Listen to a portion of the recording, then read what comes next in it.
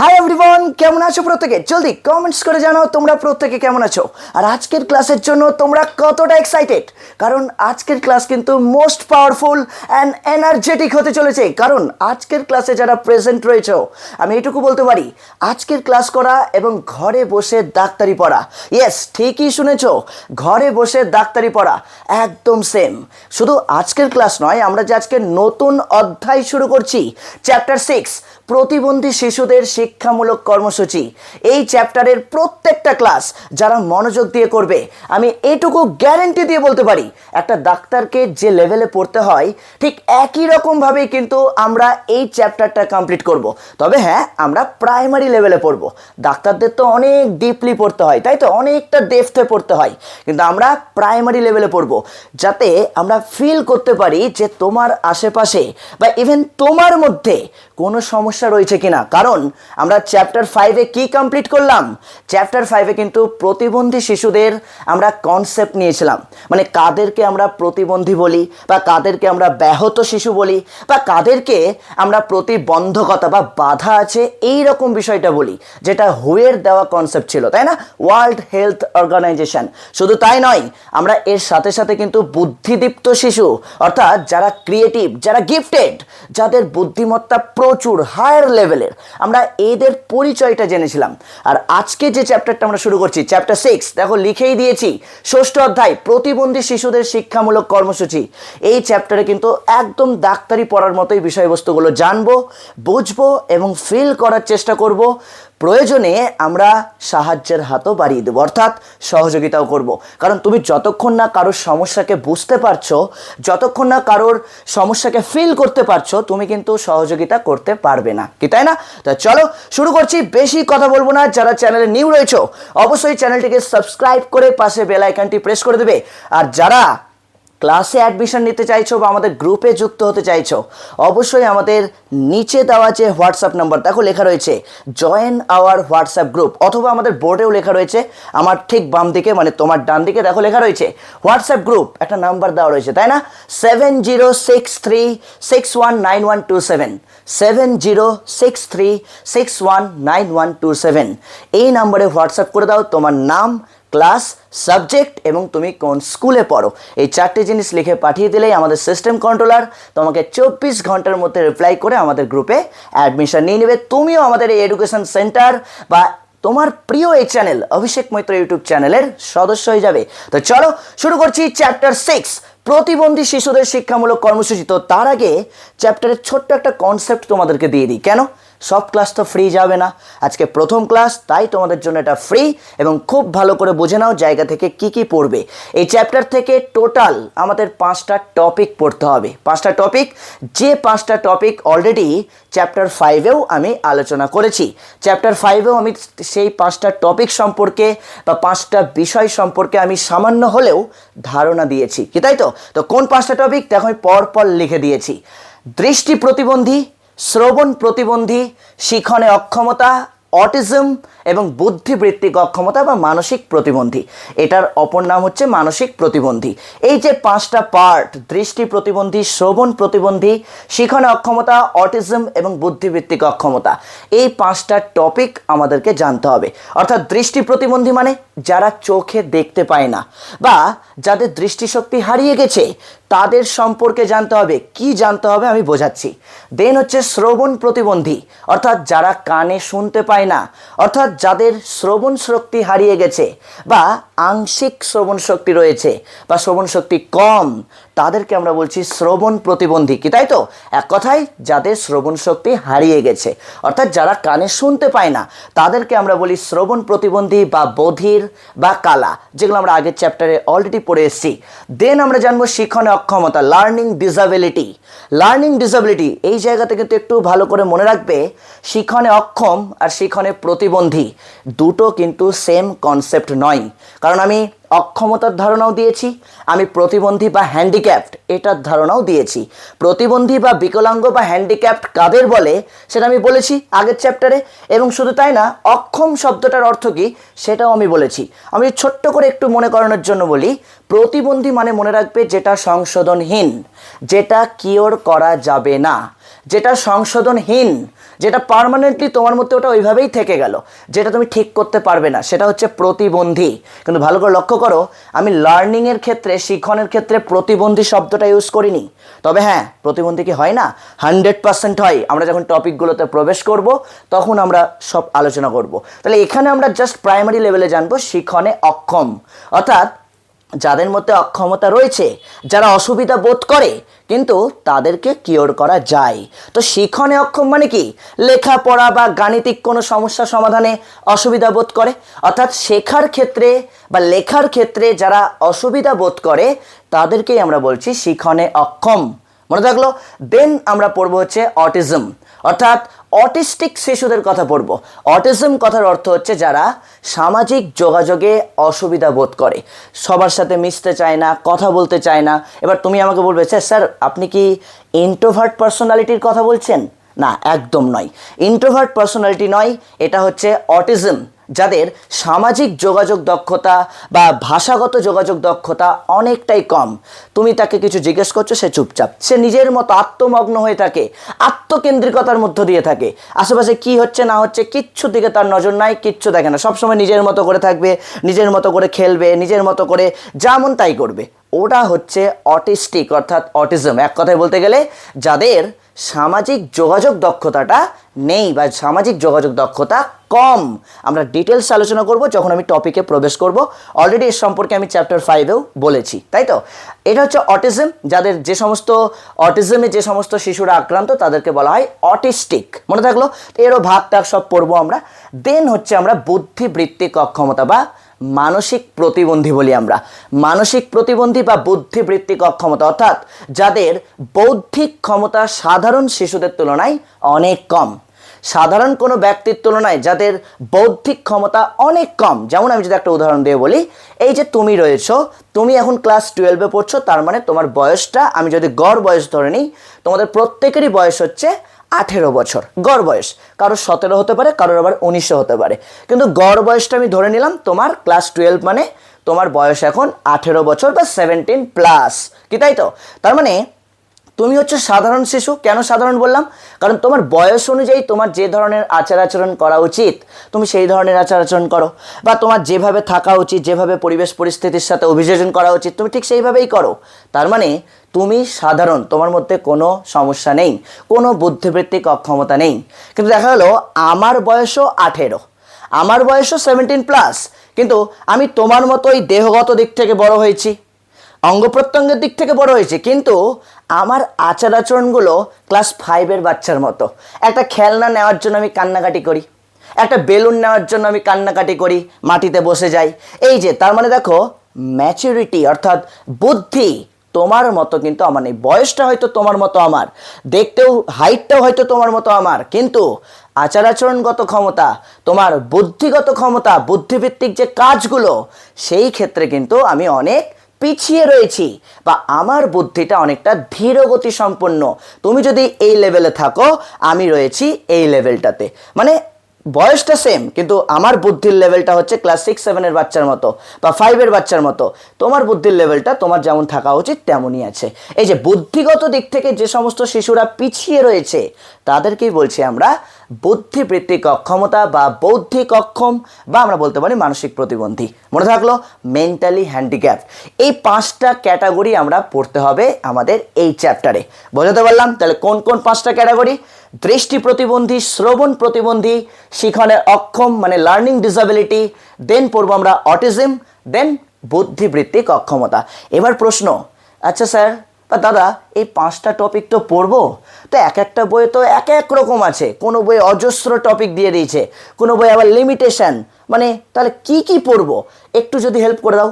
অবশ্যই হেল্প করে দেওয়ার জন্যই আমি কিন্তু আমার ঠিক বাম দিকে, তোমার ডান দিকে লিখেই দিয়েছি যে কোন জায়গাগুলো থেকে প্রশ্ন আসে বা কোন জায়গাগুলো তোমাদেরকে পড়তে হবে। এর বাইরে কিচ্ছু পড়ার দরকার নেই। তবে এই যে আমি জায়গাগুলো মেনশন করেছি, এই জায়গাগুলোর কোন জায়গা থেকে 100% প্রশ্ন আসতে চলেছে তোমাদের উচ্চ মাধ্যমিক পরীক্ষায়, সেটা এখনই বলে দেবো, ভালো করে শুনবে। ওই জন্য আমি বললাম যে টপিকে প্রবেশ করার আগে একটু ছোট্ট করে চ্যাপ্টার কনসেপ্টটা নিয়ে নাও, যে কি কি পড়তে হবে, কোন টপিক পড়তে হবে, সেই টপিকের অন্তর্ভুক্ত কোন কোন বিষয়গুলো পড়তে হবে। তাহলে প্রথমেই আমাদেরকে জানতে হবে এই 5টা টপিকের কনসেপ্ট। 5টা টপিকের কনসেপ্ট নিতে হবে। কনসেপ্ট মানে ধারণাটা নিতে হবে। দেখো আমি লিখে দিয়েছি, এই যে 5টা টপিকের আমাদের নিতে হবে ধারণা, অর্থাৎ কনসেপ্টটা নিতে হবে। একটু আগে আমি যেভাবে আলোচনা করছিলাম, জাস্ট ছোট ছোট করে কনসেপ্ট নিতে হবে, যে দৃষ্টি প্রতিবন্ধী কারা, শ্রবণ প্রতিবন্ধী কারা বা কাদেরকে বলা হচ্ছে, শিখনে অক্ষম কারা, লার্নিং ডিসেবিলিটি কাদের মধ্যে রয়েছে, বা অটিজম বলতে কি বুঝি, অটিজম কাকে বলা হয়, এই যে পার্টগুলো মনে থাকলো। জাস্ট কনসেপ্ট নিতে হবে, এদের পরিচয়টা জানতে হবে যে কারা এরা। তাহলে কনসেপ্টটা আমরা নিয়ে নেব 5টা টপিকেরই। কনসেপ্টটা অলরেডি চ্যাপ্টার 5-এও আমি দিয়ে এসেছি। আমি যখন এই চ্যাপ্টারটা শুরু করছি, এই চ্যাপ্টারও ছোট্ট করে হলেও বলে দেবো। ওকে, ছোট্ট করে হলেও বলে দেবো। দেন আমরা জানবো এই 5টা টপিকেরই গুরুত্বপূর্ণ বৈশিষ্ট্যগুলো। একদম অজস্র জানার দরকার নেই, মোস্ট ইম্পর্টেন্ট যে বৈশিষ্ট্যগুলো রয়েছে সেই বৈশিষ্ট্যগুলো আমরা এখান থেকে পড়বো। যেমন দৃষ্টি প্রতিবন্ধীদের বৈশিষ্ট্যগুলো কী কী, তুমি যদি কনসেপ্টটা নাও, কনসেপ্ট থেকেই বৈশিষ্ট্য হয়ে যায়, আলাদা করে বৈশিষ্ট্য পড়ার প্রয়োজন পড়ে না। তাও কিছু কিছু ক্ষেত্রে আমরা একটু ডিপলি জানবো, এই যে বললাম ঘরে বসে ডাক্তারি পড়া, একটু ডিপলি জানবো, যেখান থেকে আমাদের কিন্তু অতিরিক্ত নলেজ গ্রো করতে সাহায্য করবে, অতিরিক্ত নলেজ পেতে সাহায্য করবে, এবং আমাদের ভবিষ্যতের জন্যও কাজে লাগবে। শুধুমাত্র আমরা এইচএস বা উচ্চ মাধ্যমিক পরীক্ষার জন্য বলছি না, আমাদের ভবিষ্যতেও যেন কাজে লাগে, সেই কথাটা ভেবে কিছু গুরুত্বপূর্ণ বৈশিষ্ট্য আমাদেরকে পড়তেই হবে। বেশি না, 5-7টা করে গুরুত্বপূর্ণ ওয়ান লাইনার বৈশিষ্ট্য আমি তোমাদেরকে লিখিয়ে দেবো বা ক্লাসে বলেও দেবো। ওকে, আমি নোটসটা তোমাদেরকে পাঠাবো, যখন গ্রুপে আমি নোটসটা দেবো নিজেরাই ফিল করতে পারবে, নিজেরাই বুঝতে পারবে কতটা সহজ সরল ভাষায় লেখা রয়েছে। ওকে, বইয়ে কি রয়েছে না রয়েছে বাদ দাও, আমি যেভাবে বলে দেবো ঠিক সেইভাবেই মনে রাখবে, আর কিচ্ছু মনে রাখার দরকার নেই, ভেরি ইজি, আমি আজকের ক্লাসে করাবো। ওকে, দেন আমরা জানবো হচ্ছে শনাক্তকরণের উপায়, মোস্ট ইম্পর্টেন্ট। শনাক্তকরণের উপায়, শনাক্তকরণ মানে কি, আইডেন্টিফাই। তুমি বা তোমার আশেপাশে থাকা যে বন্ধু বান্ধব বা ব্যক্তিরা রয়েছে বা যে শিশুটা রয়েছে, তার মধ্যে এই বিষয়গুলো কি আছে। তোমার পাশে যে বন্ধুটা বসে আছে, তুমি যেখানে ক্লাস করছো বা যে স্কুলে পড়ো, এবং তোমার পাশে যে বন্ধুটা বসে, তার মধ্যে দৃষ্টি প্রতিবন্ধকতা আছে কি না, বা তার মধ্যে শ্রবণ প্রতিবন্ধকতা আছে কি না, বা তার মধ্যে লার্নিং ডিসেবিলিটি রয়েছে কি না, বা অটিজম রয়েছে কি না, বা বৌদ্ধিক অক্ষমতা রয়েছে কি না, তুমি বুঝবে কি করে? তো তার জন্য কিছু ট্রিক্স, কিছু বৈশিষ্ট্য টাইপের কিছু উপায়, কিছু সিমটম একদম আমি বলে দেবো, যে এই বিষয়গুলো যদি তোমার বন্ধুর মধ্যে বা তোমার মধ্যে দেখতে পাও, তাহলে শিওর থাকো তার মধ্যে এটা রয়েছে, বা তার মধ্যে এটা রয়েছে, বা তার মধ্যে এটা রয়েছে। প্রত্যেকটার আলাদা আলাদা কিছু সিমটম রয়েছে। যেমন দৃষ্টি প্রতিবন্ধী যখন আমি পড়াবো, তখন দৃষ্টি প্রতিবন্ধীদের কিছু শনাক্তকরণের উপায় বলে দেবো, যে কি করে বুঝবে যে এর মধ্যে দৃষ্টিগত কোনো প্রতিবন্ধকতা রয়েছে কিনা, বা চোখের কোনো সমস্যা রয়েছে কিনা। তো এই আইডেন্টিফিকেশন সিমটমগুলো, এগুলো ভালো করে বুঝতে হবে, যে তুমি কি করে এই সমস্ত শিশুদের বা তোমার নিজের মধ্যে আছে কিনা সেটা তুমি ফিল করবে। কি করে ফিল করবে, কি করে বুঝতে পারবে যে তোমার মধ্যে দৃষ্টি প্রতিবন্ধকতা আছে কিনা, বা তোমার বাড়ির কারোর মধ্যে দৃষ্টি প্রতিবন্ধকতা আছে কিনা, বা তোমার পাশে থাকা বন্ধুটার মধ্যে দৃষ্টি প্রতিবন্ধকতা আছে কিনা, এটা ফিল করবে। ওকে, তাহলে শনাক্তকরণের উপায়টা কিন্তু ভেরি ইন্টারেস্টিং জায়গা। তাহলে এটা আমরা পড়বো। দেন পড়বো হচ্ছে কারণ, কেন হয় একটা শিশু দৃষ্টি প্রতিবন্ধী হয়ে জন্মগ্রহণ করলো, কেন, হোয়াই। এমনি কই আমি তো হইনি, কই তুমি তো হওনি, কিন্তু তোমার পাশের বাড়ির একটা বাচ্চা যে জন্মাবার পর থেকেই সে হয়তো চোখে দেখতে পাচ্ছে না, বা জন্মাবার পর থেকেই সে আংশিক দৃষ্টি প্রতিবন্ধী, চোখে চশমা লেগে গেল, হোয়াই, কেন। অর্থাৎ এর কারণগুলো আমাদেরকে খুব ভালো করে জানতে হবে, কারণগুলো স্পেশালি। তো কারণগুলোকেও আমরা 3টে পার্টে ভাগ করে আলোচনা করব। এক, জন্ম পূর্ববর্তী কারণ, অর্থাৎ একটা শিশু যখন মাতৃগর্ভে থাকছে, মায়ের পেটে যখন শিশুটা বড় হচ্ছে, তো সেই সময় কি কি কারণের জন্য একটা শিশুর দৃষ্টি প্রতিবন্ধকতা হতে পারে, বা একটা শিশু দৃষ্টি প্রতিবন্ধী হয়ে জন্মাতে পারে, কি কি কারণ, যে কারণগুলো আমাদেরকে জানতে হবে। এবং যেহেতু আমরা প্রত্যেকেই অ্যাডাল্ট, আমাদেরকে সচেতন থাকতে হবে যখন আমাদের ভবিষ্যৎ প্রজন্ম নতুন একটা পৃথিবী দেখতে পাবে সেই সময়টা, তাই তো। তাহলে বাচ্চা যখন মাতৃগর্ভে থাকছে, সেই সময় কিছু নিশ্চয়ই কারণ রয়েছে যার জন্য একটা শিশু দৃষ্টি প্রতিবন্ধী হয়ে জন্মাচ্ছে, তাহলে সেই কারণগুলো আমরা জানবো। তার সাথে জন্মকালীন কারণ, যখন বাচ্চার ডেলিভারি হচ্ছে, যখন একটা শিশুর জন্ম হচ্ছে মাতৃগর্ভ থেকে, অর্থাৎ 10 মাস 10 দিন মাতৃগর্ভে থাকার পর একটা শিশু যখন নতুন ডেলিভারি হচ্ছে, নতুন একটা পৃথিবীর আলো দেখতে পাচ্ছে, সেই সময় কি কি কারণ ঘটতে পারে যে কারণের জন্য একটা শিশু দৃষ্টি প্রতিবন্ধী হতে পারে। ভেরি ইন্টারেস্টিং টপিক এবং হার্ট টাচিং টপিক। সেই জায়গাগুলো আমরা জানবো, অর্থাৎ জন্মকালীন কারণটা আমরা জানবো। দেন আমরা জানবো হচ্ছে জন্ম পরবর্তী কারণ। জন্মের পর এমন কি হতে পারে যেটার জন্য একটা শিশু দৃষ্টিশক্তি হারাতে পারে। জন্মের পর শিশু যখন জন্ম নিল তখন দিব্যি ভালোই দেখছিল চোখে, কিন্তু হঠাৎ কি এমন হতে পারে যেটার জন্য তার দৃষ্টিশক্তি হারিয়ে যেতে পারে, যেটার জন্য সে দৃষ্টি প্রতিবন্ধী হয়ে যেতে পারে চিরদিনের জন্য, সেগুলো আমরা জানবো। অর্থাৎ জন্ম পরবর্তীকালীন কারণগুলো, জন্ম পূর্ববর্তী, জন্মকালীন, জন্ম পরবর্তী, এই তিনটে ভাগে ভাগ করে আলোচনা করব। এছাড়াও তো বংশগত কিছু কারণ আমরা জানবো, তাছাড়াও আমরা পরিবেশগত কিছু কারণ আমরা জানবো, অসুখ বা ভাইরাস জনিত কিছু কারণ আমরা জানবো। এইভাবে কারণগুলোকে আমি ভাগ করে করে বলে দেবো যাতে তোমাদের বুঝতে অসুবিধে না হয়। বুঝতে পারলাম? তাহলে কারণগুলো কিন্তু মোস্ট ইম্পর্টেন্ট। কারণগুলো থেকে কিন্তু প্রশ্ন আসে, বিশেষ করে ভাইরাসের নামগুলো, বিশেষ করে যে ভাইরাসগুলোর জন্য দৃষ্টি প্রতিবন্ধী হতে পারে সেই জায়গা থেকে কিন্তু প্রশ্ন আসে, প্রত্যেকবার আসে। সুতরাং ভালো করে কারণগুলো বুঝতে হবে বা কারণগুলো পড়তে হবে। ওকে, দেন আমরা পড়বো হচ্ছে শ্রেণীবিভাগ, দৃষ্টি প্রতিবন্ধীদের শ্রেণীবিভাগ। অলরেডি শ্রেণীবিভাগটা আমরা আগের চ্যাপ্টারেই পড়ে এসেছিলাম, মনে আছে? মনোবিদ লোয়েনফেল্ড দৃষ্টি প্রতিবন্ধীদের 4 ভাগে ভাগ করেছিলেন। একটা জন্মগত দৃষ্টি প্রতিবন্ধী, তারপর পড়েছিলাম জন্মের পর দৃষ্টি প্রতিবন্ধী, 5 বছর বয়সের পর অর্জিত, এভাবে পড়েছিলাম, মনে আছে তো? আমি আরেকবার বলে দেবো, ক্লিয়ার? তাহলে শ্রেণী বিভাগটা পড়তে হবে, যেমন দৃষ্টি প্রতিবন্ধীর পড়বো ঠিক একই রকমভাবে শ্রবণ প্রতিবন্ধীর পড়বো, লার্নিং ডিসেবিলিটি এদের পড়বো, অটিজম যারা এদের পড়বো, বুদ্ধিবৃত্তিক অক্ষমতা বা মানসিক প্রতিবন্ধী এদেরও পড়বো। শ্রেণী বিভাগ থেকেও কিন্তু প্রশ্ন আসে, 200% শিওর শ্রেণী বিভাগ থেকে প্রশ্ন আসার চান্স সর্বাধিক রয়েছে। দেন আমরা জানবো হচ্ছে শিক্ষামূলক কর্মসূচি। একদম ডাবল স্টার দিয়ে রাখো, কিছু আসুক বা না আসুক এখান থেকে প্রশ্ন গ্যারেন্টি আসছে। শিক্ষামূলক কর্মসূচি, এবং তোমাদের যদি একটু বলে দিই, আমি এটা বলবো না ভেবেছিলাম, তাও বলে দিচ্ছি যারা ফ্রি ক্লাস করছো তাদের জন্য। শিক্ষামূলক কর্মসূচি থেকে সব থেকে গুরুত্বপূর্ণ বিষয় হচ্ছে পদ্ধতি, শিক্ষণ পদ্ধতি। এখান থেকে প্রশ্ন গ্যারেন্টি দেবে। শিক্ষণ পদ্ধতি, দৃষ্টি প্রতিবন্ধীদের শিক্ষণ পদ্ধতিগুলো খুব ভালো করে পড়তে হবে। শ্রবণ প্রতিবন্ধীদের শিক্ষামূলক পদ্ধতিগুলো খুব ভালো করে পড়তে হবে। দেন শিখনে অক্ষম, অটিজম, বুদ্ধিবৃত্তিক, এই যে জায়গাগুলো, এই পদ্ধতিগুলো খুব ভালো করে জানতে হবে। এই যে আমি যদি বলে দিই একটু, এই জায়গাতে আমি স্টার দিয়ে বলে দিচ্ছি, যেমন দৃষ্টি প্রতিবন্ধীদের পদ্ধতিগুলো, এই যে পদ্ধতিগুলো দৃষ্টি প্রতিবন্ধীদের মোস্ট ইম্পর্টেন্ট, তুমি শিওর থাকো প্রশ্ন এখান থেকে একটা হতে পারে। ওকে, দেন শ্রবণ প্রতিবন্ধীদের মোস্ট ইম্পর্টেন্ট, একদম ডবল স্টার দিয়ে দিলাম। শ্রবণ প্রতিবন্ধীদের যে শিক্ষামূলক পদ্ধতিগুলো রয়েছে, শিওর থাকো একটা চলে এসেছে প্রশ্ন, ধরে নাও আমি প্রশ্ন দেখে নিয়েছি, চলে এসেছে, এখান থেকে প্রশ্ন একটা গ্যারেন্টি থাকবে। শ্রবণ প্রতিবন্ধীদের শিক্ষামূলক কর্মসূচির আন্ডারে পদ্ধতিগুলো থেকে শিক্ষণ পদ্ধতি, কোন পদ্ধতির মাধ্যমে এদেরকে পড়ানো যেতে পারে।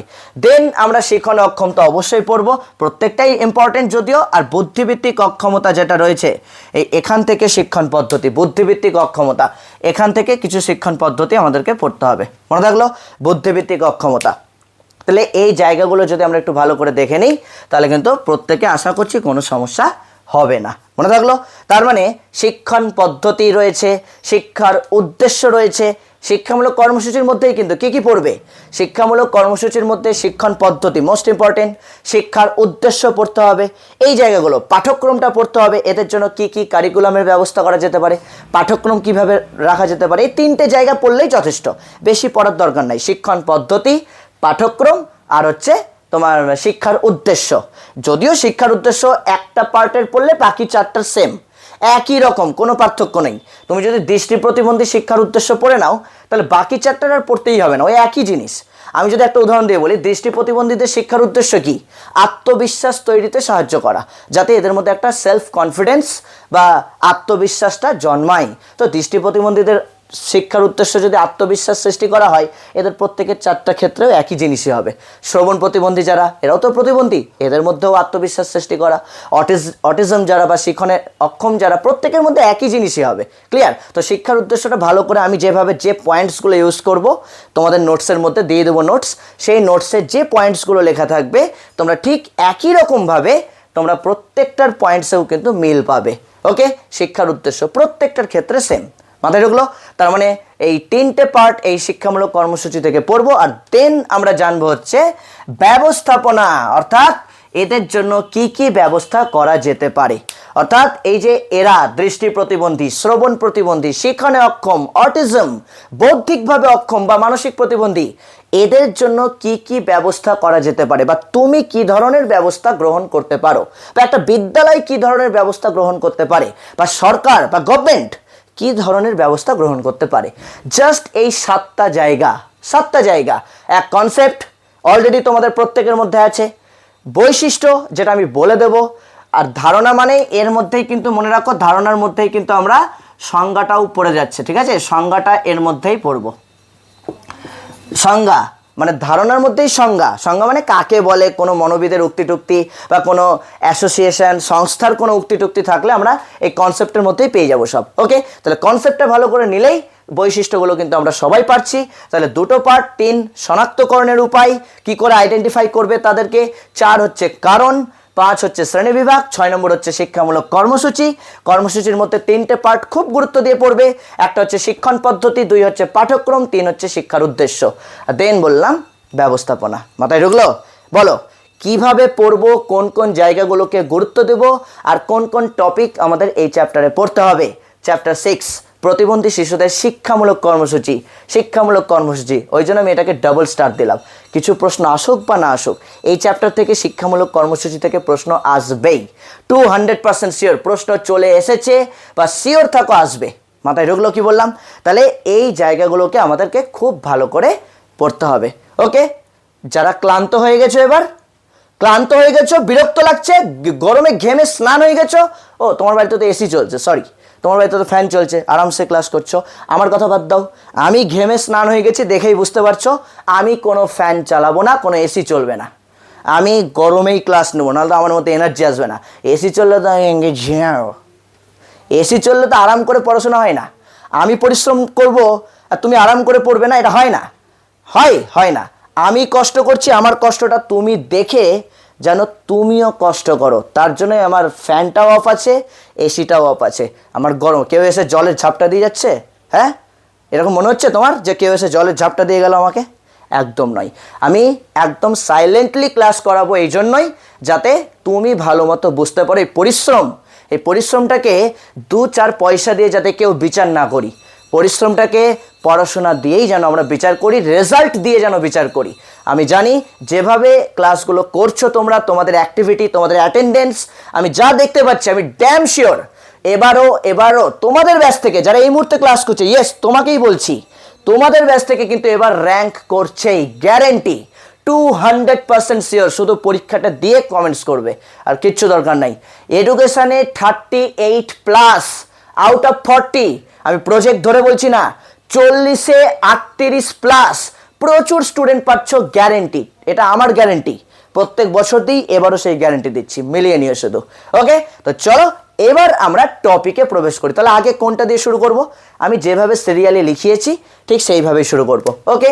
তাহলে প্রথমে আমরা শুরু করব দৃষ্টি প্রতিবন্ধী। মাথায় ঢুকলো? একটু জল খেয়ে নাও, আমিও খেয়ে নিই। একটু জল খেয়ে নাও, জল লাগবেই, তাই না? দৃষ্টি প্রতিবন্ধীটা আমরা শুরু করব।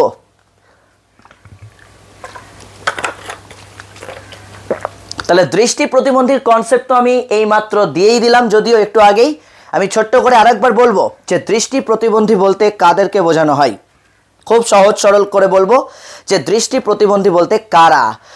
নর্মালি আমি এখানে কনসেপ্টটা দিতে গিয়ে 2টো কথা বলবো, মাত্র 2টো কথা। কেন? এই যে ভিক্টরি, আমরা কিছু উইন হলে, অ্যাচিভ করলে ভিক্টরি বলি তো, ইয়েস ভিক্টরি। একটা সেলফি নেওয়ার জন্য ভিক্টরি দেখাই, তো এখানে ভিক্টরি মানে দই, আমার কাছে ভিক্টরি মানে 2টো, তাই তো? তার মানে আমি 2টো কথা বলবো, একটা সায়েন্টিফিক সংজ্ঞা দেবো আর একটা নর্মাল সাধারণ কথা বলবো। সাধারণ কথাটা সবাই জানো, সাধারণ কথাটা সবাই জানি আমরা, কিন্তু যেটা সায়েন্টিফিক কথা সেটা একটু আমরা জেনে নেব। ওকে, একটা সংস্থার কথা সেটাও জানবো। তো নর্মাল কথা কোনটা? যে সমস্ত শিশুরা জন্মের পর কোনো কারণে যাদের দৃষ্টিশক্তি হারিয়ে গেছে বা যারা চোখে দেখতে পায় না, তাদেরকেই আমরা বলি দৃষ্টি প্রতিবন্ধী। রাইট? আমি প্রথমে কনসেপ্টটা দিচ্ছি। এই যে আমি প্রথমে এই কনসেপ্টটা দিচ্ছি, কি বললাম? যে সমস্ত শিশু বা ব্যক্তি জন্মের পর যাদের দৃষ্টিশক্তি বিশেষ কোনো কারণে হারিয়ে গেছে বা যারা চোখে দেখতে পায় না, তারাই হচ্ছে দৃষ্টি প্রতিবন্ধী, তাই তো? তাহলে এবার তুমি বলবে, দাদা সায়েন্টিফিক সংজ্ঞাটা একবার যদি দিয়ে দাও। অবশ্যই তোমাদের সায়েন্টিফিক সংজ্ঞা টঙ্গা তো লিখতে হবে না, জাস্ট এমসিকিউ পরীক্ষা। কিন্তু কেন বলছি সেটা একটু তোমাদের ভালো করে বুঝতে পারবে, নলেজটা লাগবে। কারণ আমরা যে বললাম ঘরে বসে ডাক্তারি পড়ছি, তাহলে আমাদের নলেজের জন্য আমি একটু সায়েন্টিফিক সংজ্ঞাটা দেবো। সংজ্ঞাটা দিয়েছে হচ্ছে আমেরিকান মেডিকেল অ্যাসোসিয়েশন 1934। কি বললাম জায়গাটা? আমি একটু লিখি, American medical association, ASSOCIATION, American medical association 1934 সালে একটা সংজ্ঞা প্রদান করেছে, একটা সংজ্ঞা দিয়েছে এই যে দৃষ্টি প্রতিবন্ধী সম্পর্কে। আমেরিকান মেডিকেল অ্যাসোসিয়েশন, সালটা কত বললাম? 1934 সালে। কি বলছে? যে সমস্ত ব্যক্তি বা শিশু সাধারণ ভালো চোখে, ভালো করে শুনবে, যে আমার চোখে চশমা নাই, তার মানে আমার চোখটা এই মুহূর্তে ভালো রয়েছে। আশা করছি উপরওয়ালার দয়ায় আগামী বছরগুলো ভালো যাবে, কোনো দুর্ঘটনা না ঘটলে। তাহলে আমি কি বললাম? আমেরিকান মেডিকেল অ্যাসোসিয়েশন 1934 সালে একটা মোস্ট পপুলার সংজ্ঞা দিয়েছে, যেটা আমাদের সত্যি খুবই গুরুত্বপূর্ণ আমাদের নলেজের জন্য। উনি মানে অ্যাসোসিয়েশন সংস্থা থেকে বলা হচ্ছে যে সমস্ত শিশু বা ব্যক্তি ভালো চোখে বা সাধারণ চোখে চশমা পরার পরেও, ভালো করে শুনবে, চশমা পরার পরেও যাদের ভিজুয়াল অ্যাকুইটি, কি বললাম? ভিজুয়াল অ্যাকুইটি 20/200 বা তার কম বা তার বেশি, দুটোই হতে পারে। 20/200 এর কম বা বেশি, বা বলতে পারি যাদের দৃষ্টিক্ষেত্র 20 ডিগ্রি, যাদের দৃষ্টিক্ষেত্র 20 ডিগ্রির মধ্যে থাকে, 20 ডিগ্রির মধ্যে, মনে রাখবে, যাদের দৃষ্টিক্ষেত্র 20 ডিগ্রির মধ্যে। আমি দুটোই জায়গা একটু ছোট্ট করে বলছি। আমি এটা একটা জায়গা বললাম, এটা একটা জায়গা বললাম। কি বললাম? আমি বললাম যারা চশমা পরার পরেও, যে সমস্ত শিশু বা ব্যক্তি চশমা পরার পরেও যাদের ভিজুয়াল অ্যাকুইটি যাদের ভিজুয়াল অ্যাকুইটি 20/200, মানে কি? এটার কথাটার অর্থ হচ্ছে সাধারণ যে সমস্ত শিশু বা ব্যক্তি এক জায়গায় দাঁড়িয়ে 200 ফিট দূরত্ব দেখতে পায়। যেমন আমি ধরো এখানে দাঁড়িয়ে রয়েছি, এখান থেকে আমার যেহেতু চোখে কোনো চশমা নেই বা আমার চোখটা ভালো রয়েছে বা সাধারণ চোখ, এখান থেকে আমি 200 ফিট দূরত্ব পর্যন্ত আমি স্পষ্ট দেখতে পাচ্ছি। 200 ফিট দূরত্ব পর্যন্ত আমি স্পষ্ট দেখতে পাচ্ছি। কিন্তু যারা দৃষ্টি প্রতিবন্ধী বা আংশিক দৃষ্টি প্রতিবন্ধী, সম্পূর্ণ দৃষ্টি প্রতিবন্ধীর কথা বললে তো সে একদম কিছুই দেখতে পায় না, কিন্তু যারা নর্মাল বা আংশিক দৃষ্টি প্রতিবন্ধী বা যাদের দৃষ্টি প্রতিবন্ধকতা 20, অর্থাৎ একটা সাধারণ ব্যক্তি বা নর্মাল ব্যক্তি যেটা 200 ফিট দূরত্ব অবধি দেখতে পাচ্ছে, সেটা প্রতিবন্ধী যারা, দৃষ্টিগত প্রতিবন্ধী যারা, সেটা 20 ফিট দূরত্বের মধ্যে দেখে, তার বেশি কিন্তু আর দেখতে পায় না। বুঝতে পারলাম? তুমি এখানে দাঁড়িয়ে 200 ফিট অবধি দেখতে পাচ্ছ, কিন্তু যার চোখের সমস্যা রয়েছে সে চশমা পরার পরেও যদি এখানে দাঁড়িয়ে 20 ফিট অবধি দেখতে পায়, তার বেশি দেখতে পাচ্ছে না, অস্পষ্ট দেখছে বা ঝাপসা দেখছে বা একদমই দেখতে পাচ্ছে না, বুঝতে পারছে না, তাহলে তাকে আমরা বলছি দৃষ্টি প্রতিবন্ধী। কে দিল এই সংজ্ঞাটা? এই সংজ্ঞাটা দিয়েছে আমেরিকান মেডিকেল অ্যাসোসিয়েশন 1934 সালে। এরপরে এই সংজ্ঞাটাকে আরও অনেকে অ্যাকসেপ্ট করেছে, তো সেগুলো আমাদের দরকার নেই, বলছিও না, টেক্সট বই পড়লেও জানতে পারবে। তো এইটা ভালো করে মনে রাখবে, সাধারণ ব্যক্তি যেটা 200 ফিট অবধি দেখতে পায়, যারা দৃষ্টি প্রতিবন্ধী তারা কিন্তু 20 ফিটের বেশি সেটা দেখতে পায় না। 200 ফিট, ওটাকে ওই জন্য আমি ওখানে বলেছি 20/200। মনে থাকলো কথাটা? কারণ এই ব্যাখ্যাগুলো কিন্তু বইয়ে ওইভাবে দেওয়া নেই, এই ব্যাখ্যাগুলো বইয়ে ওইভাবে দেওয়া নেই, তুমি কোনো বইয়েই পাবে না, জাস্ট ক্লাসের কনসেপ্টটা তোমাকে বুঝতে হবে। বোঝাতে পারলাম? 20/200 অর্থাৎ যেটা 200 ফিট দূরত্বে তুমি বা আমি দেখতে পাচ্ছি সাধারণ চোখে, তাহলে তুমি বা আমি আমাদের মধ্যে কোনো দৃষ্টি প্রতিবন্ধকতা নেই। কিন্তু যে 200 ফিট অবধিও দেখতে পাচ্ছে না, 20 ফিট অবধি দেখতে পাচ্ছে, তার বেশি কিন্তু আর দেখতে পাচ্ছে না। সাধারণ হলে তুমি 200 ফিট অবধি দেখতে পাচ্ছ, আর সে 20 ফিট অবধি দেখতে পাচ্ছে, তার বেশি ঝাপসা দেখছে, অস্পষ্ট দেখছে, তাহলে সেই ব্যক্তিটাকে বলা হবে দৃষ্টি প্রতিবন্ধী। বা আমি আরেকটা কথা বলেছি যেটা এই অ্যাসোসিয়েশন দিয়েছে, সেটা কি 20 ডিগ্রির মধ্যে যাদের দৃষ্টিশক্তি আবদ্ধ থাকে, 20 ডিগ্রির মধ্যে। অর্থাৎ একটা কথা যদি বলি যে তুমি এই জায়গাটাতে দাঁড়িয়ে আছো, তাহলে আমি যে এই জায়গাটা দাঁড়িয়ে আছি, আমি যদি ধরো আমি এই জায়গাটাতে দাঁড়িয়ে আছি, এই যে এটা হচ্ছে আমি, ঠিক আছে, তাহলে আমার যারা দৃষ্টি প্রতিবন্ধী তারা যেখানে দাঁড়িয়ে আছে সেখান থেকে 20 ডিগ্রি অবধি সে এইটুকুটা স্পষ্ট দেখবে।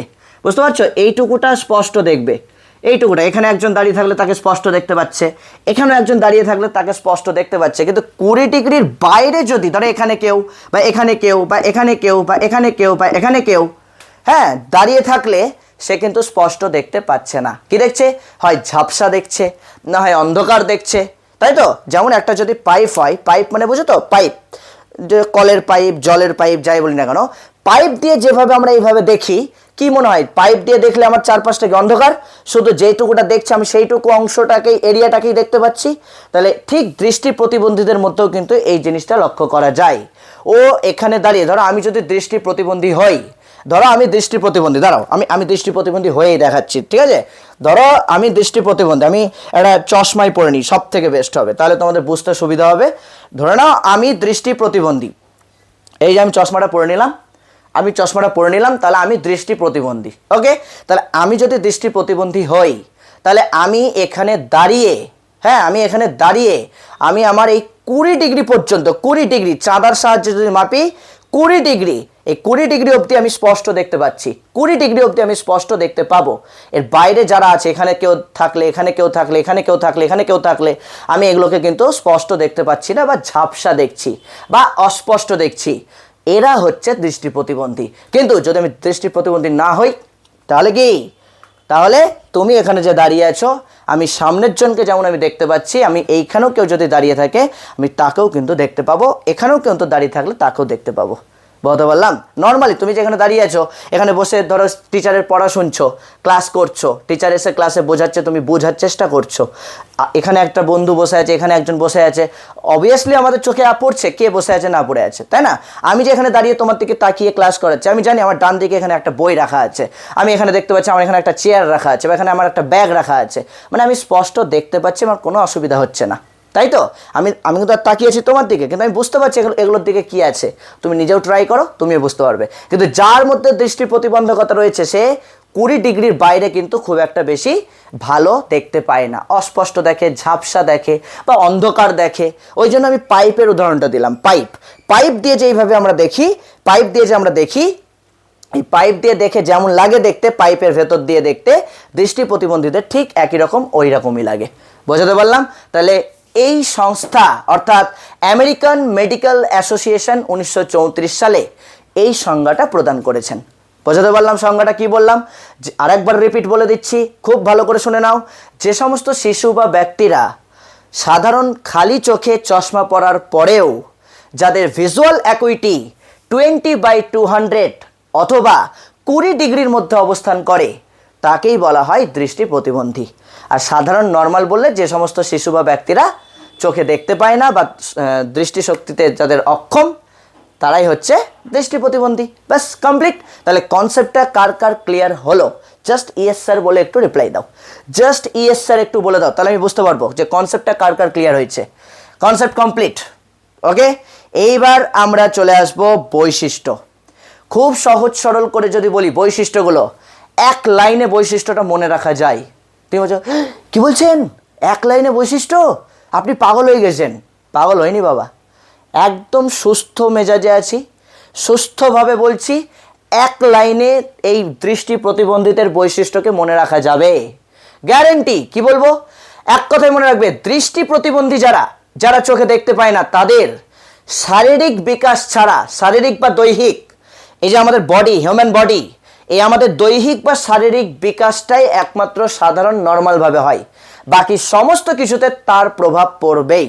একটা উদাহরণ দিয়ে যদি বলি, তুমি সাধারণ, আমি দৃষ্টি প্রতিবন্ধী, তা তোমার শারীরিক বিকাশ যেভাবে ঘটবে আমি চোখে দেখতে পাই না, আমি তো দৃষ্টি প্রতিবন্ধী, আমারও শারীরিক বিকাশ একইভাবেই ঘটবে।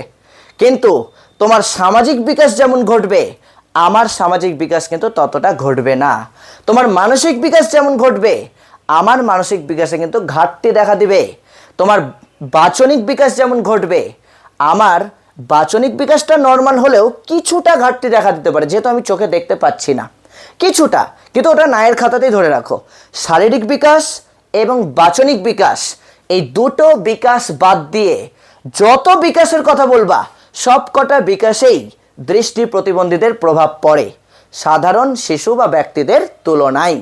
মনে থাকলো, সাধারণ শিশু বা ব্যক্তিদের তুলনায় শারীরিক বা দৈহিক বিকাশ এবং বাচনিক বিকাশ, এই দুটো বিকাশ বাদ দিয়ে বাকি সমস্ত বিকাশ, সামাজিক বিকাশ, প্রাক্ষবিক বিকাশ, বৌদ্ধিক বিকাশ, মানসিক বিকাশ, সমস্ত দিকের বিকাশে কিন্তু তাদের প্রভাব পড়বেই, 100% প্রভাব পড়বে। তুমি নর্মালি ভেবে দেখো, একটু কল্পনা করো চোখটা বন্ধ করে, তাহলেই বুঝতে পারবে। একমাত্র আমরা যে কথা বলছি এই ক্ষেত্রে কোনো প্রভাব পড়ছে না, কারণ আমি তো শ্রবণ প্রতিবন্ধী নই, আমি তো আজকে কোন টপিক পড়াচ্ছি, আমি তো দৃষ্টি প্রতিবন্ধী পড়াচ্ছি। তাহলে দৃষ্টি প্রতিবন্ধীদের দৈহিক বিকাশ আর বাচনিক বিকাশ, কথা বলার বিকাশ, এই দুটোতে খুব একটা বেশি প্রভাব পড়ে না, কিন্তু বাদবাকি সমস্ত দিকের বিকাশেই কিন্তু প্রভাব পড়ে। তোমাকে এই জায়গা থেকে কিন্তু একটা প্রশ্ন হতে পারে, এই বৈশিষ্ট্য থেকে একটাই প্রশ্ন হতে পারে বৈশিষ্ট্য থেকে, যে দৃষ্টি প্রতিবন্ধীদের কোন ধরনের বিকাশে বাধা সৃষ্টি হয় না। কি বললাম প্রশ্নটা? দৃষ্টি প্রতিবন্ধীদের কোন ধরনের বিকাশে বাধা সৃষ্টি হয় না। অপশন দিয়ে দেবে, অপশন এ মানসিক বিকাশ, বি প্রাক্ষবিক বিকাশ, সি দৈহিক বিকাশ, ডি কোনোটিই নয়। এরকম দিয়ে দিল। কি বললাম? দৃষ্টি প্রতিবন্ধী শিশুদের কোন ধরনের বিকাশে বাধা সৃষ্টি হয় না। অপশন দিয়ে দিল মানসিক বিকাশ, প্রাক্ষবিক বিকাশ, দৈহিক বিকাশ, কোনোটিই নয়। উত্তরটা আমরা সবাই পারবো, ওই জন্যই বললাম এক লাইনে এটা মনে রাখা যায়। মনে থাকলো? এক লাইনে শুধুমাত্র দৈহিক আর বাচনিক বিকাশ ছাড়া সমস্ত বিকাশে প্রভাব পড়বে, কারণ সে চোখে দেখতে পাচ্ছে না। চোখে না দেখেই সে জ্ঞান অর্জন করছে, মানে কি তার মানসিক বিকাশে বাধা পড়বে, সামাজিক বিকাশে বাধা পড়বে। সমাজে কিছু দেখতে পাচ্ছে না, বুঝতে পারছে না, আর দেখতে পাচ্ছে না বুঝতে পারছে না বলেই সমাজে তোমার সামাজিক বিকাশ যেভাবে ঘটছে, সমাজে মেলামেশা আর অভিযোজনের ক্ষেত্রে তুমি যতটা এগিয়ে গেছো, আমি দৃষ্টি প্রতিবন্ধী বলে আমি কিন্তু সেইভাবে ততটা এগোতে পারবো না, কারণ আমি চোখে দেখতে পাচ্ছি না।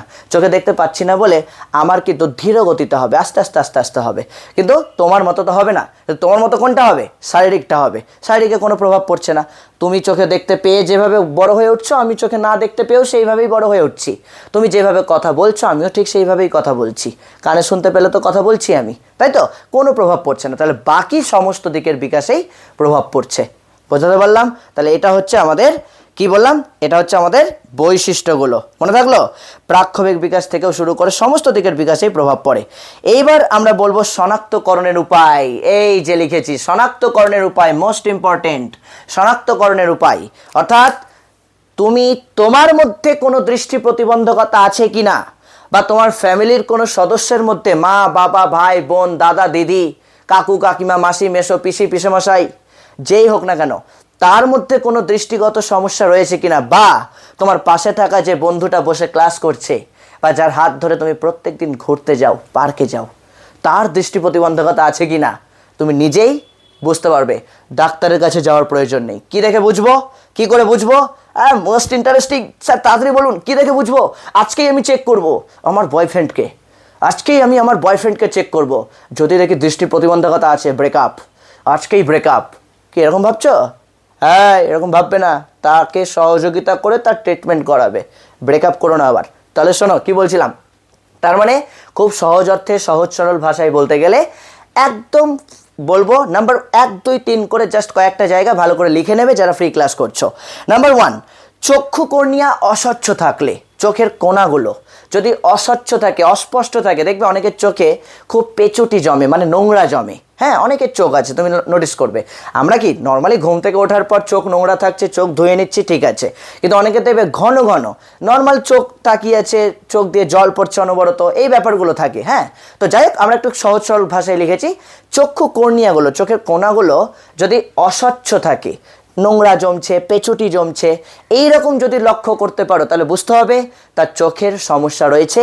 ইমিডিয়েট একটা ভালো ডাক্তারের পরামর্শ নেওয়া প্রয়োজন বা ডাক্তারকে দিয়ে চেক আপ করানো প্রয়োজন। ওকে, সে হয়তো নাও ফেল করতে পারে, কিন্তু তুমি যখন দেখতে পাচ্ছ তার চোখে এরকম সমস্যা দেখা দিচ্ছে, তাহলে অবশ্যই তাকে সাজেস্ট করো যে ডাক্তারের কাছে গিয়ে চোখটা একবার দেখিয়ে নিস, কারণ চোখে মনে হচ্ছে তোর কোনো সমস্যা হচ্ছে বা ইত্যাদি। আমার চোখে তো হচ্ছে না, তোর চোখে কেন হচ্ছে, তাহলে এটা বুঝতে হবে। তাহলে এটা একটা বললাম। 2, চোখের তারারন্ধ্রের মাঝে কোনো সাদা দাগ থাকলে, এই যে আমাদের চোখের যে তারারন্ধ্রটা রয়েছে এর মাঝে যদি কোনো সাদা স্পট বা সাদা দাগ থাকে, একটা সরলরেখার মতো হালকা এরকম সরলরেখার মতো একটা সাদা দাগ রয়েছে বা কোনো একটা স্পট রয়েছে, ডট রয়েছে, এইরকম যদি চোখের মধ্যে দেখতে পাওয়া যায় তাহলে বুঝতে হবে তার চোখের সমস্যা রয়েছে, অর্থাৎ তাকেও ডাক্তারের পরামর্শ নেওয়া প্রয়োজন বা একটা ডাক্তারকে দিয়ে চেক আপ করে নেওয়া প্রয়োজন। অর্থাৎ চোখের তারারন্ধ্রের মাঝে কোনো সাদা দাগ থাকলে, মনে থাকলো। দেন আমরা পড়বো পড়ার সময় বইপত্র খুব কাছে এনে পড়লে। অনেকেই পড়ে, এটা আমি নোটিস করেছি। ধরো একটা কোনো বাচ্চাকে রিডিং পড়তে দিল, একটা বাচ্চাকে রিডিং পড়তে দেওয়া হয়েছে ক্লাসে, দেখবে ছোটোবেলায় বাচ্চাদেরকে বা বড় হয়েও তোমাদের ক্লাসেও টিচাররা কিন্তু এটা নোটিস করে। তোমরা ভাবো হ্যাঁ এসে রিডিং পড়তে দিচ্ছে আমাদেরকে, আরে না, রিডিং পড়তে দিচ্ছে কারণ তোমাকে আইডেন্টিফাই করছে উনি যে তোমার মধ্যে কোনো চোখের সমস্যা আছে কি না। আমি করি, কে কী করে আমি জানি না। আমি কিন্তু ক্লাসে গেলে অনেক সময় ধরো ক্লাসে দেখলাম পড়ার চাপ নেই, আমি কি করলাম, ওদের প্রত্যেক দিনই তো বোঝাই, গল্প করি, আমি বললাম আজকে এটা একটু রিডিং পড়তে দেখি। আমি নোটিস করি কার কার মধ্যে চোখের সমস্যা আছে। আমি ক্লাসে প্র্যাকটিক্যালি বোঝানোর জন্য বলি। ধরো এই টপিকটা আমি বোঝাচ্ছি, আমি ক্লাসে গিয়ে বললাম আচ্ছা আজকে এটা পড়াবো, তোরা একটা কাজ করতো, বইটা খুলে এইটুকুটা একটু রিডিং পড়তো, বা আমি একজনকে দাঁড় করে দিলাম, এই তুই দাঁড়াতো, তুই এই টপিকটা একটু ছোট্ট করে এইটুকু অংশ রিডিং পড়তো। আমি নোটিস করি সে বইটা টেবিলের উপর রেখে পড়ছে, নর্মালি এইভাবে পড়ছে, তার মানে তার চোখের কোনো সমস্যা নেই। কিন্তু আমি দেখি তার বইটা সে এইভাবে পড়ছে, হ্যাঁ এইভাবে পড়ছে, সমাজতত্ত্বের স্তম্ভ নামে পরিচিত অগাস্ট কোথ, হার্বার্ট স্পেন্সার, এইভাবে পড়ছে, তার মানে কি বইটা চোখের খুব কাছে এনে পড়ছে, বইটা চোখের খুব কাছে এনে পড়ছে, তাহলে বুঝতে হবে তার চোখের সমস্যা আছে। অর্থাৎ পড়ার সময় বই খুব চোখের কাছে এনে পড়লে আমরা ধরে নেব তার মধ্যে দৃষ্টি প্রতিবন্ধকতা রয়েছে বা দৃষ্টিগত কোনো সমস্যা রয়েছে। দেন দূরের কোনো বস্তু অস্পষ্ট দেখলে, যে 20 ডিগ্রির গল্পটা বোঝালাম, 20 ডিগ্রির গল্পটা বোঝালাম, বা 20/200 বিষয়টা বোঝালাম, তাই না। দূরের বস্তু আবছা দেখছে, অস্পষ্ট দেখছে, তুমি বা আমি এখান থেকে দাঁড়িয়ে আমি দূরে বলতে পারবো কি আছে, আমি বলে দিলাম ওখানে, ও ওখানে তো সুমন দাঁড়িয়ে আছে, ও ওখানে তো রিয়া দাঁড়িয়ে আছে, আমি বলে দিলাম, ও ওখানে তো শুভমিতা দাঁড়িয়ে আছে, ও ওই তো ওখানে তো কবির দাঁড়িয়ে আছে, আমি বললাম। তার মানে কি তুমি স্পষ্ট দেখতে পাচ্ছ। কিন্তু যার দৃষ্টিগত প্রতিবন্ধকতা রয়েছে তাকে তোমার পাশেই দাঁড় করে বলতো ওখানে কে দাঁড়িয়ে আছে, একটা তো মানুষ দাঁড়িয়ে আছে কিন্তু কে বলতো ঠিক চিনতে পারছি না, বুঝতে পারছি না, আবছা দেখছি, এই যে তার মানে কি ও আবছা দেখছে বা অস্পষ্ট দেখছে, মানে তার চোখের সমস্যা রয়েছে। বলতে বললাম দূরের কোনো বস্তুকে যদি অস্পষ্ট বা আবছা দেখে বুঝে নিতে হবে। আর দেন আমি বলবো রং চিনতে অসুবিধা হলে, কালার যদি চিনতে না পারে, কালার ব্লাইন্ডনেস বলি আমরা, তাই তো, রং চিনতে পারছে না, ব্ল্যাককে নেভি ব্লু বলছে বা গ্রিন বলছে, এই যে এরকম সবুজ বলছে, কালো আছে বলছে সবুজ, আছে কালো বলছে নেভি ব্লু, রং চিনতে পারছে না বা রং চিনতে অসুবিধা হচ্ছে, তার মানে তার চোখে কালার ব্লাইন্ডনেস রয়েছে, অর্থাৎ চোখের সমস্যা রয়েছে। রং চিনতে অসুবিধা হলে, আর যেটা মোস্ট ইম্পর্টেন্ট, যেটা আমাদের কম বেশি অনেকের মধ্যেই হয়, সেটা হচ্ছে পড়ার সময় কোনো কিছু বই পড়ছো, নিউজ পেপার পড়ছো, পড়ার সময় যদি মাথা ধরে নাই, মাথা ব্যথা করে, মাথাটা ভারী হয়ে যাচ্ছে, তাহলে বুঝতে হবে তোমার চোখের প্রবলেম রয়েছে, ইমিডিয়েট ডাক্তারের কাছে দেখানো প্রয়োজন, ইমিডিয়েট ডাক্তারের কাছে গিয়ে পরামর্শ নেওয়া প্রয়োজন, তোমার চোখটা একবার দেখিয়ে নেওয়া প্রয়োজন, তাই তো। তার মানে পড়ার সময় যদি তোমার মাথা ব্যথা করে, পড়ার সময় যদি মাথা ধরে নাই, হ্যাঁ যাদের ফোবিয়া আছে তাদের ব্যাপারটা আলাদা, ফোন ঘাটছে তখন কিচ্ছু সমস্যা হচ্ছে না, পড়তে বসলে মাথা ব্যথা করছে, ভালো লাগছে না, এরকম যদি ব্যাপার থাকে তাহলে ওটা তোমার ফোবিয়া, তুমি পড়তে চাইছো না, তোমার মধ্যে শুধু এটা নয়, তোমার মধ্যে এইটাও আছে, লার্নিং ডিসএবিলিটিও রয়েছে, পড়াবো ইন্টারেস্টিং, এই ক্লাসটা কেউ মিস করবো না ভুল করেও, তোমার মধ্যে লার্নিং ডিসএবিলিটিও রয়েছে, তাই তো, ওইটা পড়াবো আমি তোমাদেরকে, ইন্টারেস্টিং টপিক, নিজেই বুঝতে পারবা তোমার মধ্যে শিক্ষণগত কোনো সমস্যা রয়েছে কিনা। তো যাই হোক, পড়ার সময় মাথা ধরলে, এই যে আমি কিছু সিমটম বলে দিলাম, এগুলো যদি কোনো ব্যক্তির মধ্যে দেখতে পাওয়া যায় বা তোমার নিজের মধ্যেই যদি এই বিষয়গুলো থাকে, তাহলে বুঝবে তোমার দৃষ্টি প্রতিবন্ধকতা রয়েছে। প্রতিবন্ধী নাও, বন্ধী মানে তো যেটা সংশোধন হবে না, তুমি একদমই অন্ধ, চোখে দেখতে পাবে না, কিন্তু তুমি দেখতে পাচ্ছ, তার মানে তোমার দৃষ্টির প্রতিবন্ধকতা রয়েছে, বাধা আসছে, তোমার ইমিডিয়েট ডাক্তারের কাছে পরামর্শ নিয়ে চোখের ট্রিটমেন্ট করা প্রয়োজন। বোঝাতে পারলাম? তাহলে শনাক্তকরণের উপায় কিন্তু কমপ্লিট। এইবারে আমরা যেটা একটু জানবো সেটা হচ্ছে কারণগুলো। মোস্ট ইম্পর্টেন্ট, কারণগুলো ভালো করে তোমাদেরকে পড়তে হবে, কারণ কারণগুলো পরীক্ষাতে কিন্তু থাকে। মনে থাকলো? কারণগুলো আমাদেরকে ভালো করে জানতে হবে, কারণ কারণগুলো না পড়লে আমাদের পরীক্ষাতে কিন্তু অসুবিধা হতে পারে, কারণ কারণগুলো থেকে প্রশ্ন গ্যারেন্টি হবে, 200% শিওর কারণগুলো থেকে প্রশ্ন হবেই হবে। তাহলে দৃষ্টি প্রতিবন্ধীদের কারণগুলিকে আমরা 3 ভাগে ভাগ করে আলোচনা করব। এই যে কারণগুলো, দৃষ্টি প্রতিবন্ধীদের কারণগুলিকে আমরা 3 ভাগে ভাগ করে আলোচনা করব। একটা হচ্ছে বংশগত কারণ, মানে যেটা তুমি পরিবার সূত্রে পাচ্ছ, মা বাবার কাছ থেকে বা ঠাকুরদা ঠাকুমার কাছ থেকে, ওটা হচ্ছে বংশগত কারণ। আরেকটা পর্ব হচ্ছে সাধারণ কারণ, যেটা আমি একটু আগে বলছিলাম যে সাধারণ কারণগুলো আমরা জন্ম পূর্ববর্তী, জন্মকালীন আর জন্ম পরবর্তী কারণ হিসাবে জানবো। দেন আমরা পড়বো হচ্ছে আর একটা, সেটা হচ্ছে বিভিন্ন অসুখ বিসুখ বা রোগের কথা পড়বো, যে রোগগুলো আমাদেরকে কিন্তু খুব ভালো করে জানতে হবে। তাহলে এই যে 3টে পার্ট, তাহলে একটা একটা করে যদি বলি আমরা, বংশগত কারণ যেটা তোমাদের বইয়ের চার্ট আকারে দেওয়া আছে কিন্তু ব্যাখ্যাগুলো দেয়নি, আমি জাস্ট ব্যাখ্যাগুলো এক লাইনের সংক্ষেপে বলে দিচ্ছি তোমাদের মনে রাখার জন্য। এগুলো তো আমাদের পরীক্ষাতে এরকম লিখতে দেবে না, জাস্ট নলেজের জন্য। প্রথমেই বংশগত কারণের মধ্যে লেখা আছে রেটিনোব্লাস্টোমা। রেটিনোব্লাস্টোমা এটা কি? অবশ্যই চোখের একটা সমস্যা, কিন্তু কি ধরনের সমস্যা মনে রাখতে হবে। রেটিনোব্লাস্টোমা হচ্ছে চোখের এক ধরনের ক্যান্সার, যেটা হলে তোমার দৃষ্টিশক্তি হারিয়ে যেতে পারে। মনে থাকলো? রেটিনোব্লাস্টোমা হচ্ছে চোখের এক ধরনের ক্যান্সার, যা বিশেষ করে মূলত ছোট ছোট বাচ্চাদের মধ্যে লক্ষ্য করা যায়। যে এই ক্যান্সারটা যদি হয়, রেটিনোব্লাস্টোমা নামক ক্যান্সারটা যদি চোখের মধ্যে হয়, তাহলে তার দৃষ্টিশক্তি হারিয়ে যেতে পারে। 2 নম্বরে আছে শৈশবকালীন ছানি। আমরা দেখেছি বড়দের, অর্থাৎ বয়োজ্যেষ্ঠ ব্যক্তিদের, অনেক বয়স হয়ে গেছে, তাদের চোখের এই ব্ল্যাক মনিটার উপর, কালো মনিটার উপর একটা সাদা লেয়ার পড়ে যায়, ওটাকে বলা হয় ছানি পড়েছে, তাই তো? এই ছানি পড়েছে, আমরা বলি অপারেশন করতে হবে, বা হয়তো অনেকে টাকা পয়সার অভাবে করাই না, ওইভাবেই থেকে যায়, চোখে দেখতে পায় না, কারণ কালো মনিটার দ্বারাই তো তুমি দেখতে পাচ্ছ, তাই না? কিন্তু ওটার উপরে একটা সাদা চাদরের মতো একটা আস্তরণ পড়ে যায়। তো ঠিক একই রকম শৈশবকালীন ছানি, অর্থাৎ ছোট বয়সেই আমাদের যে চোখের লেন্সটা রয়েছে না, এই চোখের লেন্সটা ঘোলাটে হয়ে যায়, একটু ঘোলাটে মানে আবছা আবছা টাইপের হয়ে যায়, যেটার জন্য তুমি হয়তো কোনো বস্তুকে অস্পষ্ট দেখছো, কোনো বস্তুকে স্পষ্ট দেখতে পাচ্ছ না আর কি। ওকে, তো শৈশবকালীন ছানি।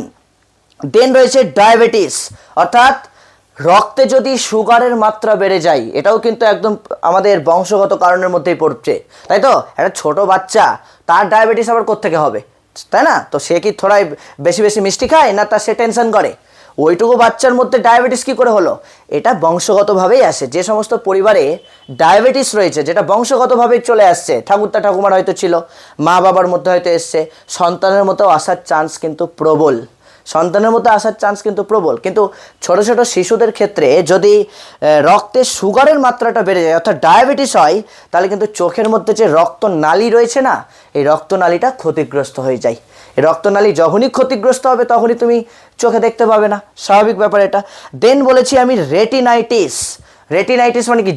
যেটার দ্বারা তুমি দেখতে পাচ্ছ, অর্থাৎ চোখের যে রেটিনা বলি আমরা, রেটিনা বা পর্দা, এই চোখের রেটিনা বা পর্দার মধ্যে যখন কোনো ইনফেকশন হয়, কোনো ভাইরাস বা বিভিন্ন কারণে যখন ইনফেকশন হয়, যেটাও বংশগত দিক থেকেও হয়তো আসতে পারে, সেটা হচ্ছে রেটিনাইটিস। মনে থাকবে, রেটিনাইটিস। তাহলে এটা রেটিনার যদি কোনো ক্ষতিগ্রস্ত হয় বা ইনফেকশন হয়, তাহলে কিন্তু চোখের রেটিনাইটিস নামক রোগ বা সমস্যা হতে পারে।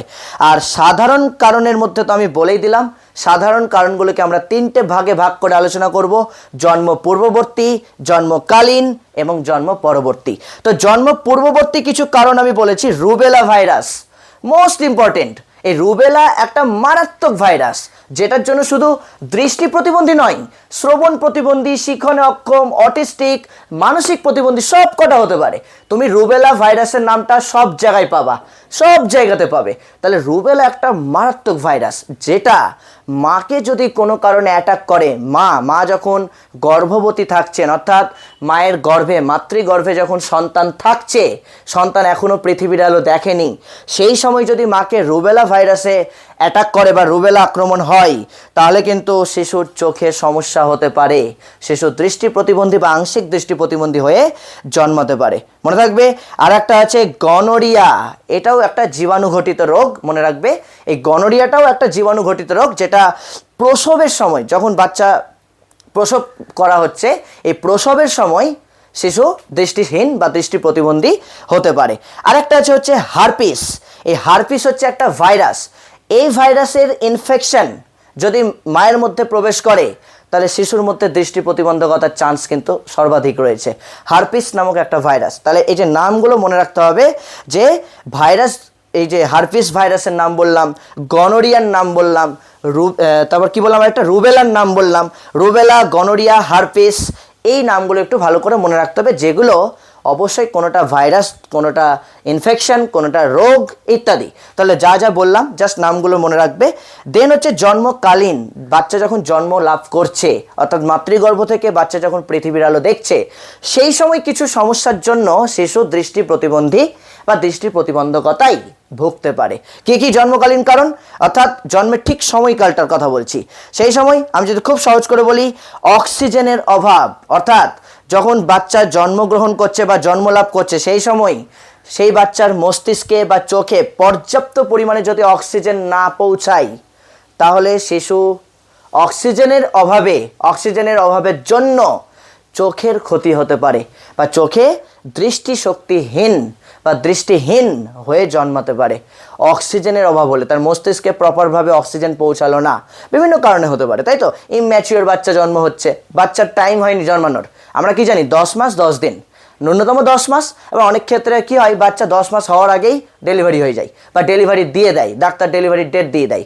খুব বাচ্চা যদি ইম্যাচিওর বাচ্চা জন্ম হয় না, তখন এই সমস্যাগুলো লক্ষ্য করা যায়। যাই হোক, তাহলে আমি কি বললাম, বাচ্চা যখন জন্মলাভ করছে তখন যদি তার মস্তিষ্কে বা মাথার মধ্যে বা চোখে পর্যাপ্ত পরিমাণে যদি অক্সিজেন না পৌঁছায় তাহলে বাচ্চা দৃষ্টিহীন বা দৃষ্টি প্রতিবন্ধী হতে পারে। মারাত্মক একটা সমস্যা কিন্তু জন্মের সময়। দেন বলেছে গলায় নাড়ি পেঁচিয়ে যাওয়া। অনেক সময় মাতৃগর্ভ থেকে বাচ্চা যখন বেরোচ্ছে তাকে পুশ করতে হয়, তাকে প্রেস করতে হয়, তাই তো। মাকেও প্রেস করতে হয়।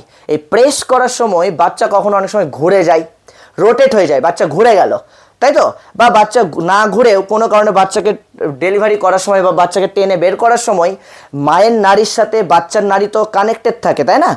ডেলিভারি হওয়ার পর সেই নাড়িটাকে কেটে দেয় ডাক্তার। তাহলে বাচ্চা যখন জন্মলাভ করছে সেই নাড়িটা কোনো কারণে গলায় যদি পেঁচিয়ে যায়, কোনো কারণে, নাড়িটা তো পাতলা দড়ির মতো, সেই পাতলা দড়ির মতো বিষয়টা যদি গলায় পেঁচিয়ে যায় তাহলে চোখের কি হয়, স্নায়ুগুলোতে টান পড়ে, তাই তো। কারণ এগুলো তো সব কানেক্টেড হয়ে আছে, আমাদের গোটা হিউম্যান বডিতে একটার সাথে একটা কানেক্টেড। তাহলে ওই সময় কি হয়, ওই বাচ্চা জন্ম নেওয়ার সময় যদি গলায় নাড়িটা পেঁচিয়ে যায়, যেটাকে আমরা গর্ভনাড়ি বলি, সেই সময় কিন্তু শিশু শ্বাস প্রশ্বাস নিতে অসুবিধা হয় বা শ্বাসরোধে চোখের সমস্যা দেখা যায়। মনে রাখবে, চোখের সমস্যা দেখা দিতে পারে। তাহলে গলায় নাড়ি পেঁচিয়ে গেলেও, জন্মের সময় গলায় নাড়ি পেঁচিয়ে গেলেও চোখের সমস্যা হতে পারে বা দৃষ্টিশক্তিহীন হতে পারে বা আংশিক দৃষ্টিশক্তিহীন হতে পারে। আরেকটা বলেছি জন্মকালীন চক্ষু সংক্রমণ, এই যে ইনফেকশন। জন্মের সময় চোখে যদি কোনো ভাইরাস অ্যাটাক করে তাহলে একটা ইনফেকশন হয়ে যায়, যে ইনফেকশন থেকে আমাদের চোখের সমস্যা হতে পারে, অর্থাৎ একটা ছোট বাচ্চার চোখের সমস্যা হতে পারে বিশেষ কোনো ভাইরাসের জনিত বা কোনো ইনফেকশন হয়ে যাওয়ার জন্য। মনে থাকলো? তাহলে এগুলো হচ্ছে জন্মকালীন কারণ। শুধু মনে রাখবে আরেকটা বিষয়, সেটা হচ্ছে জন্ম পরবর্তী কারণ। তাহলে জন্মের পূর্ববর্তী বললাম, জন্মকালীন বললাম, এবার জন্মের পরবর্তী। তো জন্মের পরবর্তী সবাই জানি দুর্ঘটনা, বাজি পটকা পোড়াতে গিয়ে চোখে হয়তো কোনো বারুদ বা পটকার কোনো আগুনটা চোখে এসে পড়লো, চোখ নষ্ট হয়ে যেতে পারে। তো বাজি পটকা পোড়ানোর সময় খুব সাবধানে পোড়াতে হয়, তাই না। তাহলে এই সময়টাতে চোখের সমস্যা হতে পারে বা কোনো বিষাক্ত গ্যাস যদি চোখের মধ্যে প্রবেশ করে সেই চোখের লেগে যাওয়াতে চোখের সমস্যা হতে পারে, তুমি অন্ধ পর্যন্ত হতে পারো। তাহলে বাজি পটকা পোড়ানোর সময় বা কোনো দুর্ঘটনাজনিত কারণে, কোনো অ্যাক্সিডেন্টের জন্য হতে পারে বা চোখে কোনো কিছু লেগে যাওয়ার জন্য বা কোনো আঘাত পাওয়ার জন্য হতে পারে, চোখে এসে বল লেগে গেল, প্রচণ্ড গতিতে চোখে এসে বল লেগে গেল, বা কোনো কারণে তুমি পড়লে যেখানে চোখে আঘাত পেলো, মানে এক কথায় বাজি পটকা পোড়ানো বা চোখে আঘাত লাগা ইত্যাদি কোনো দুর্ঘটনাজনিত কারণে চোখের দৃষ্টিশক্তি হারিয়ে যেতে পারে। বুঝতে পারলাম এটা? আচ্ছা, আরেকটা বলেছি বিভিন্ন রোগ অসুখ বিসুখ সংক্রমণের জন্য হয়, এটা আর বলার কিছু নেই।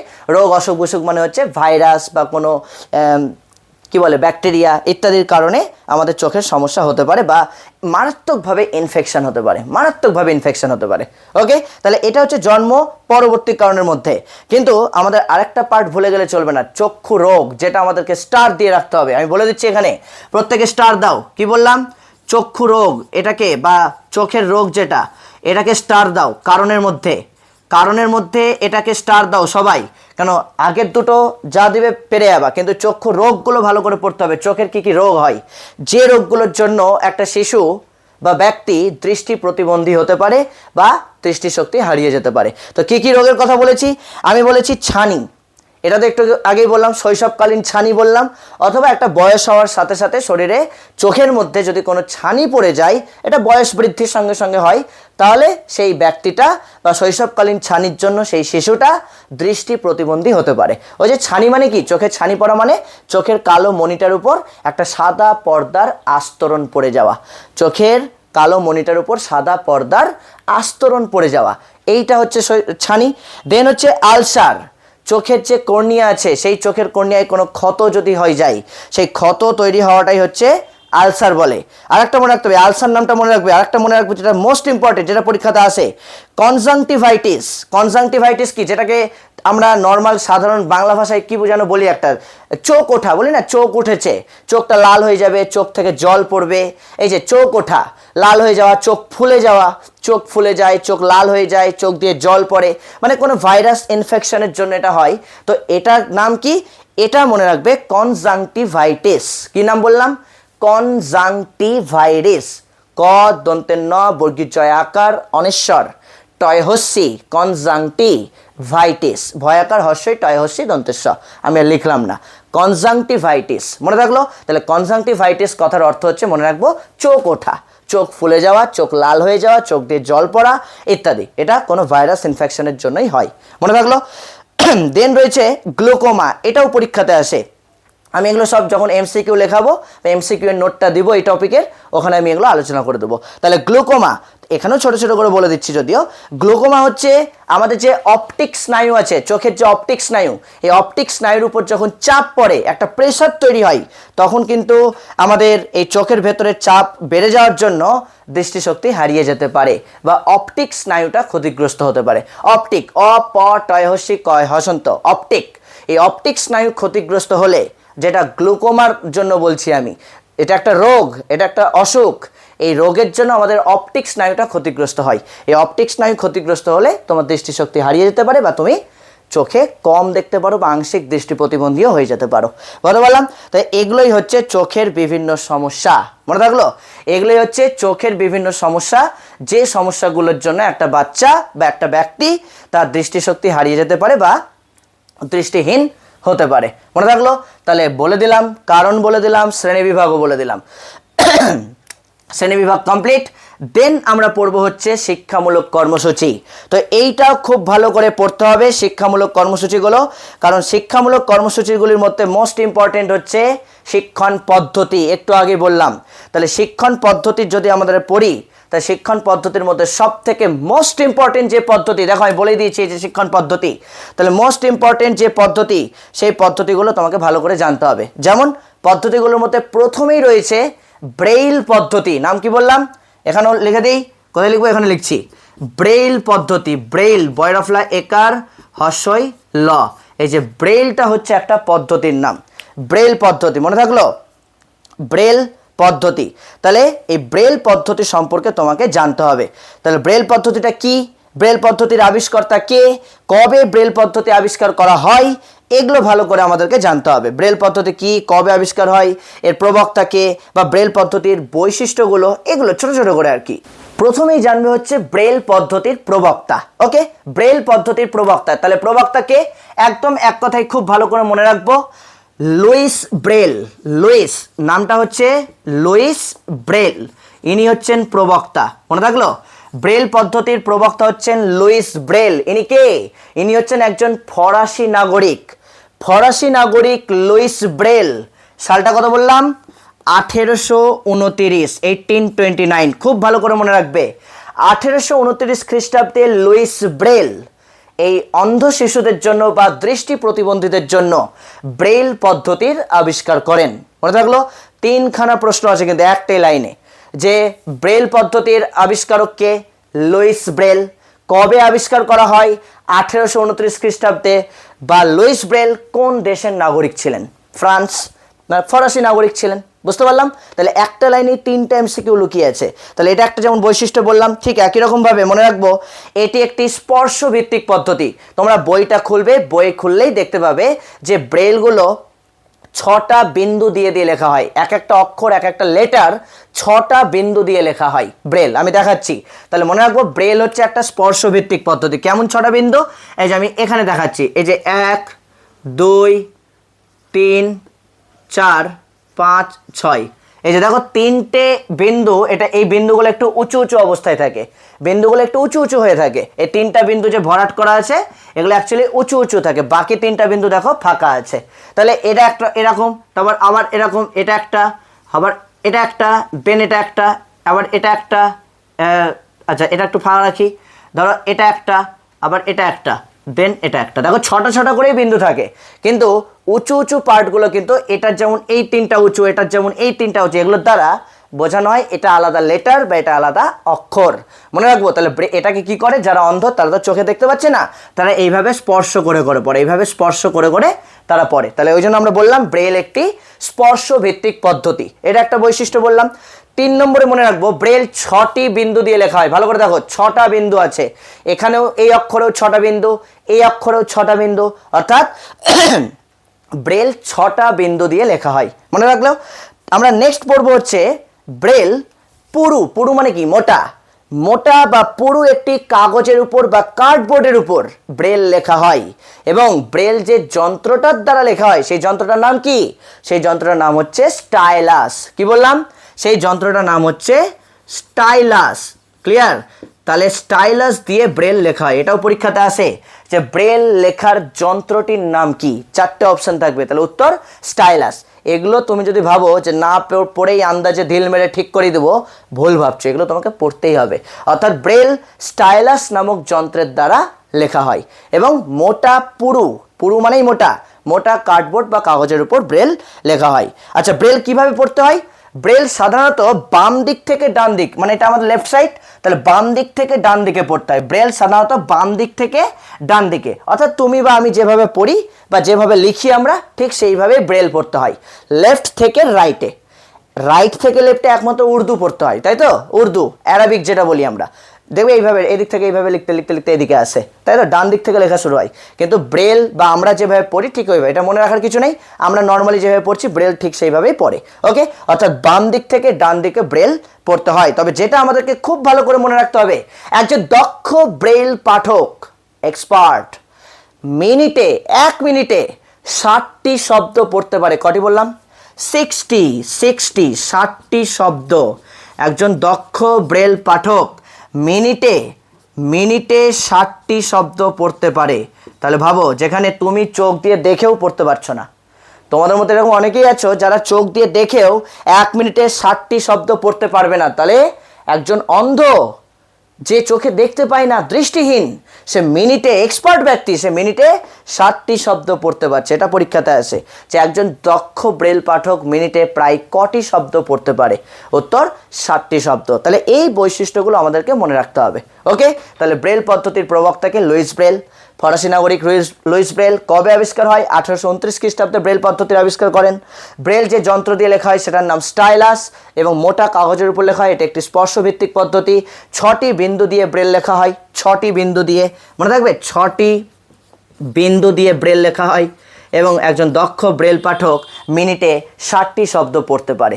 এই যে বৈশিষ্ট্যগুলো পড়লাম, এটা ভালো করে মনে রাখতে হবে। তবে তার সাথে যেহেতু ব্রেলটা মোস্ট ইম্পর্টেন্ট একটা পদ্ধতি, তাই এর অসুবিধাগুলোও পড়ে নেবে। কি কি অসুবিধা রয়েছে মনে রাখবে? যেহেতু মোটা মোটা কার্ডবোর্ডের উপর ব্রেল লেখা হচ্ছে, তাই অনেকগুলো কার্ডবোর্ড হয়ে যাচ্ছে, এবং সব মোটা মোটা, এবং তার জন্য ভারী হয় প্রচণ্ড। তো মনে রাখতে হবে ব্রেল প্রচণ্ড ভারী হয়, আর ভারী হওয়ার জন্য এক জায়গা থেকে আরেক জায়গায় নিয়ে যেতে অসুবিধা লক্ষ্য করা যায়, এবং এটা ব্যয়বহুল, খরচ সাপেক্ষ, অবশ্যই খরচ সাপেক্ষ। শুধু তাই না, ব্রেল শেখানোর জন্য দক্ষ, ধৈর্যশীল, শিক্ষকের অভাব লক্ষ্য করা যায়। ব্রেল শেখার জন্য দক্ষ ধৈর্যশীল শিক্ষকের অভাব লক্ষ্য করা যায়। মনে থাকলো? এছাড়াও আমাদের পড়তে হবে শব্দ নির্ভর পদ্ধতি। ব্রেল পদ্ধতি তো স্টার, একদম ব্রেল পদ্ধতি হচ্ছে স্টার দিয়ে রাখবা।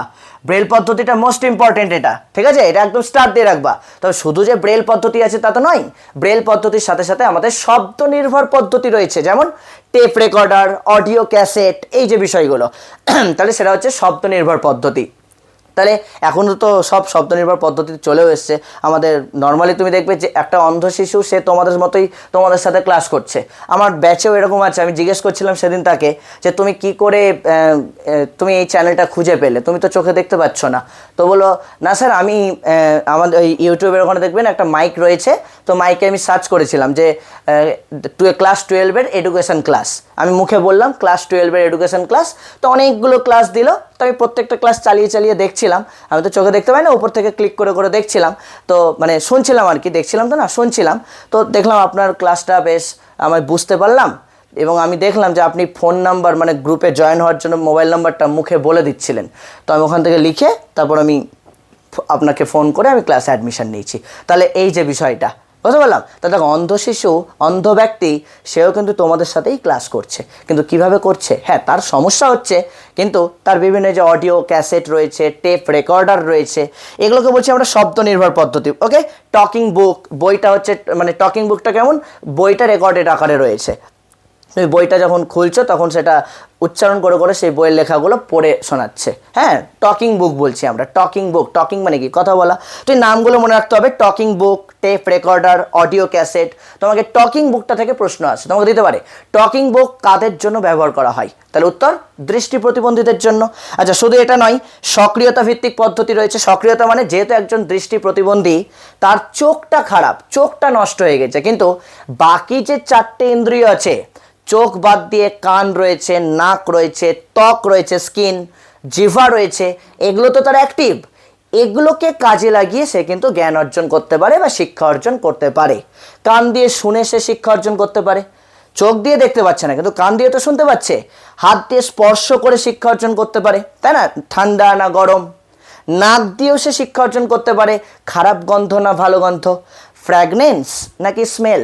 স্মেল শব্দটা তো খারাপের ক্ষেত্রে ব্যবহার করা হয়, কিন্তু ফ্র্যাগনেন্স শব্দটা তো ভালোর ক্ষেত্রে ব্যবহার করা হয়, সুগন্ধির ক্ষেত্রে। তাহলে নাক দিয়ে সে জ্ঞান অর্জন করতে পারছে, ত্বক দিয়ে স্পর্শ করে জ্ঞান অর্জন করতে পারছে, কান দিয়ে শুনে জ্ঞান অর্জন করতে পারছে, হ্যাঁ, জিভ দিয়ে স্বাদ গ্রহণ করে জ্ঞান অর্জন করতে পারছে, ঝাল না মিষ্টি না টক না তেতো ইত্যাদি ইত্যাদি। তাহলে এগুলোকে বলা হয় সক্রিয়তা ভিত্তিক পদ্ধতি। অর্থাৎ স্পর্শ, গন্ধ, শব্দ এগুলোর দ্বারাই তার ইন্দ্রিয়গুলোকে সক্রিয় করে তোলে, এবং যার মধ্য দিয়ে সে নির্ভুলভাবে অভিজ্ঞতা অর্জন করতে পারে। মনে থাকলো?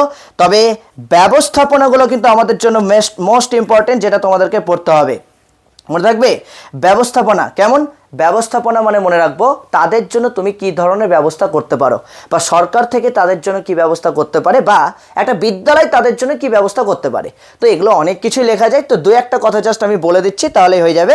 যেমন ধরো, তুমি এদের জন্য ব্যবস্থা করতে পারো পৃথক শ্রেণীকক্ষের ব্যবস্থা করতে পারো, আলাদা একটা ক্লাসরুমের ব্যবস্থা করতে পারো, যেখানে যারা দৃষ্টি প্রতিবন্ধী বা গুরুতর মাত্রায় সমস্যা রয়েছে তাদেরকে আলাদাভাবে একটা ক্লাসে বসিয়ে তাদেরকে তুমি শিক্ষা প্রদান করতে পারো।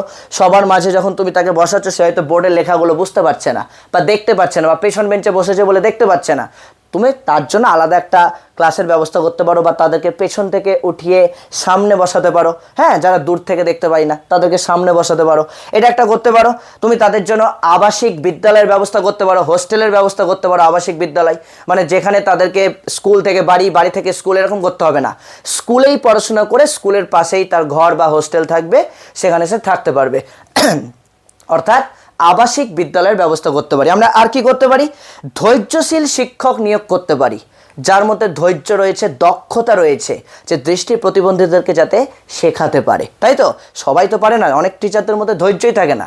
তুমি নর্মাল ক্লাসেই দেখো না, একটা টিচার ক্লাসে বোঝাচ্ছেন, বোঝানোর সময় সব হয়ে গেল, বোঝানো কমপ্লিট, হ্যাঁ, তারপর একটা স্টুডেন্ট হাত তুলে বললো, স্যার আমি এই জায়গাটা বুঝতে পারলাম না, আরেকবার বলবেন। টিচারটা হয়তো রেগে যাচ্ছে, তার মানে কি ওইটুকু ধৈর্য হয়তো থাকছে না। তো দৃষ্টি প্রতিবন্ধী যারা, তারা তো সত্যি প্রতিবন্ধী, তাদের তো অসুবিধা, তো তাদেরকে শেখানোর জন্য একটু ধৈর্যশীল টিচার দরকার, দক্ষতা সম্পন্ন টিচার দরকার, যারা ভালোভাবে তাদেরকে মানবিকতার সাথে দেখে বোঝাতে পারবেন। এবং শুধু তাই না, বিশেষ শিক্ষার ব্যবস্থা বা সমন্বিত শিক্ষার ব্যবস্থা করা যেতে পারে। ইনক্লুসিভ এডুকেশন, অন্তর্ভুক্তিমূলক শিক্ষার ব্যবস্থা করা যেতে পারে। আমরা ইনক্লুসিভ এডুকেশনটা এর পরের চ্যাপ্টারে রয়েছে, চ্যাপ্টার 6 অন্তর্ভুক্তিমূলক শিক্ষা, সেখানে আমরা পড়বো। আচ্ছা, আর কি হতে পারে? রিসোর্স কক্ষের ব্যবস্থা করা যেতে পারে, এটা খুব গুরুত্বপূর্ণ। রিসোর্স কক্ষ অর্থাৎ এমন একটা ঘর বা এমন একটা কক্ষ, তোমাদের বইয়েও দেখবে লেখা থাকবে, যেখানে এই দৃষ্টি প্রতিবন্ধীদের চাহিদাকে গুরুত্ব দেওয়া হয়, তাদের চাহিদা ও সামর্থ্যকে গুরুত্ব দিয়ে তাদের মানসিক বিকাশে সহায়তা করা হচ্ছে বা সামাজিক বিকাশে সহায়তা করা হচ্ছে। কক্ষ মানে কি?